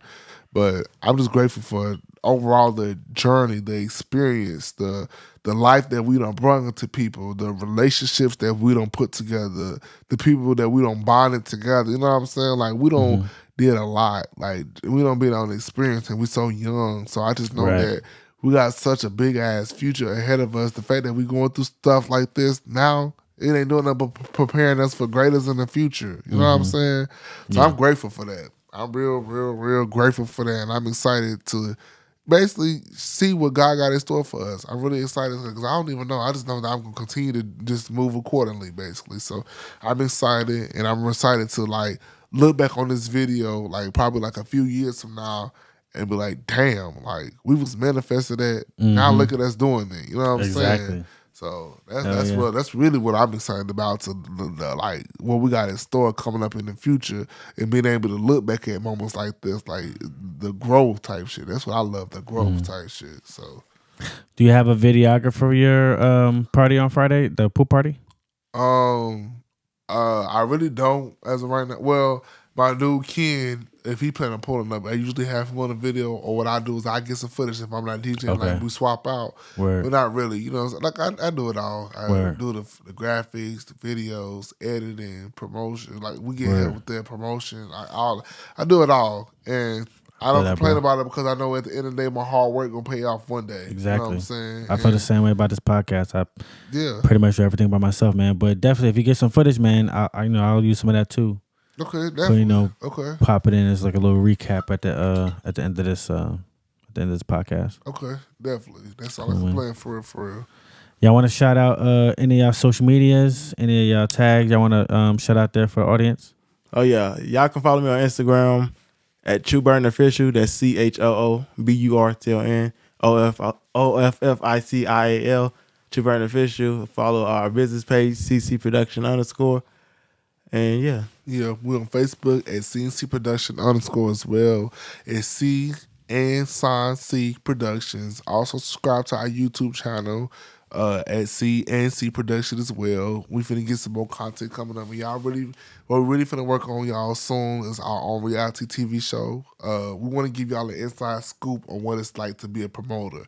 Y'all get to see the DJing, y'all get to see the event, but y'all don't see the process of what we gotta go through to get there. Y'all don't see like the times when we don't know if the event gonna go well. Y'all don't see that. We want to start showing y'all the drama and all that. So Exactly. we wanna give y'all a platform, and we want to be the first to do it. Hopefully somebody like 9S TV or Zeus will pick it up, but we'll see what happens, you know what I'm saying? So that's what we finna work on. Y'all can go follow me on Instagram.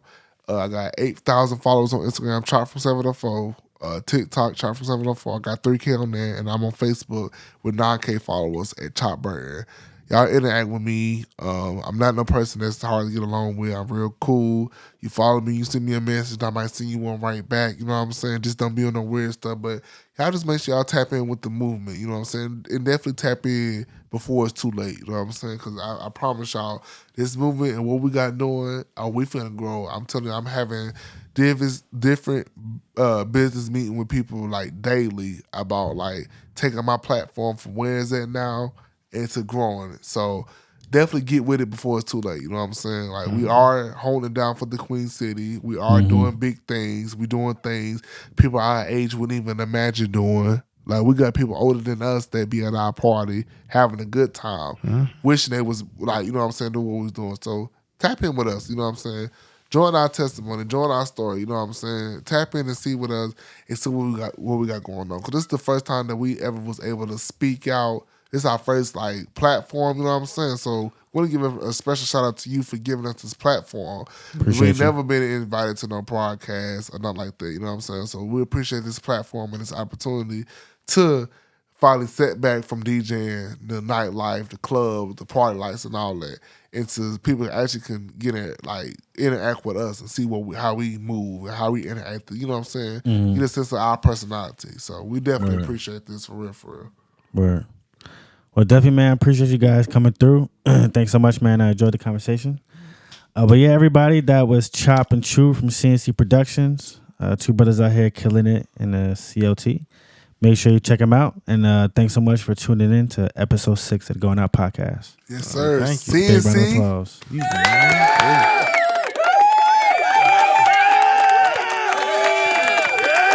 All right. Thank everybody. Peace out. All right, y'all have a good one.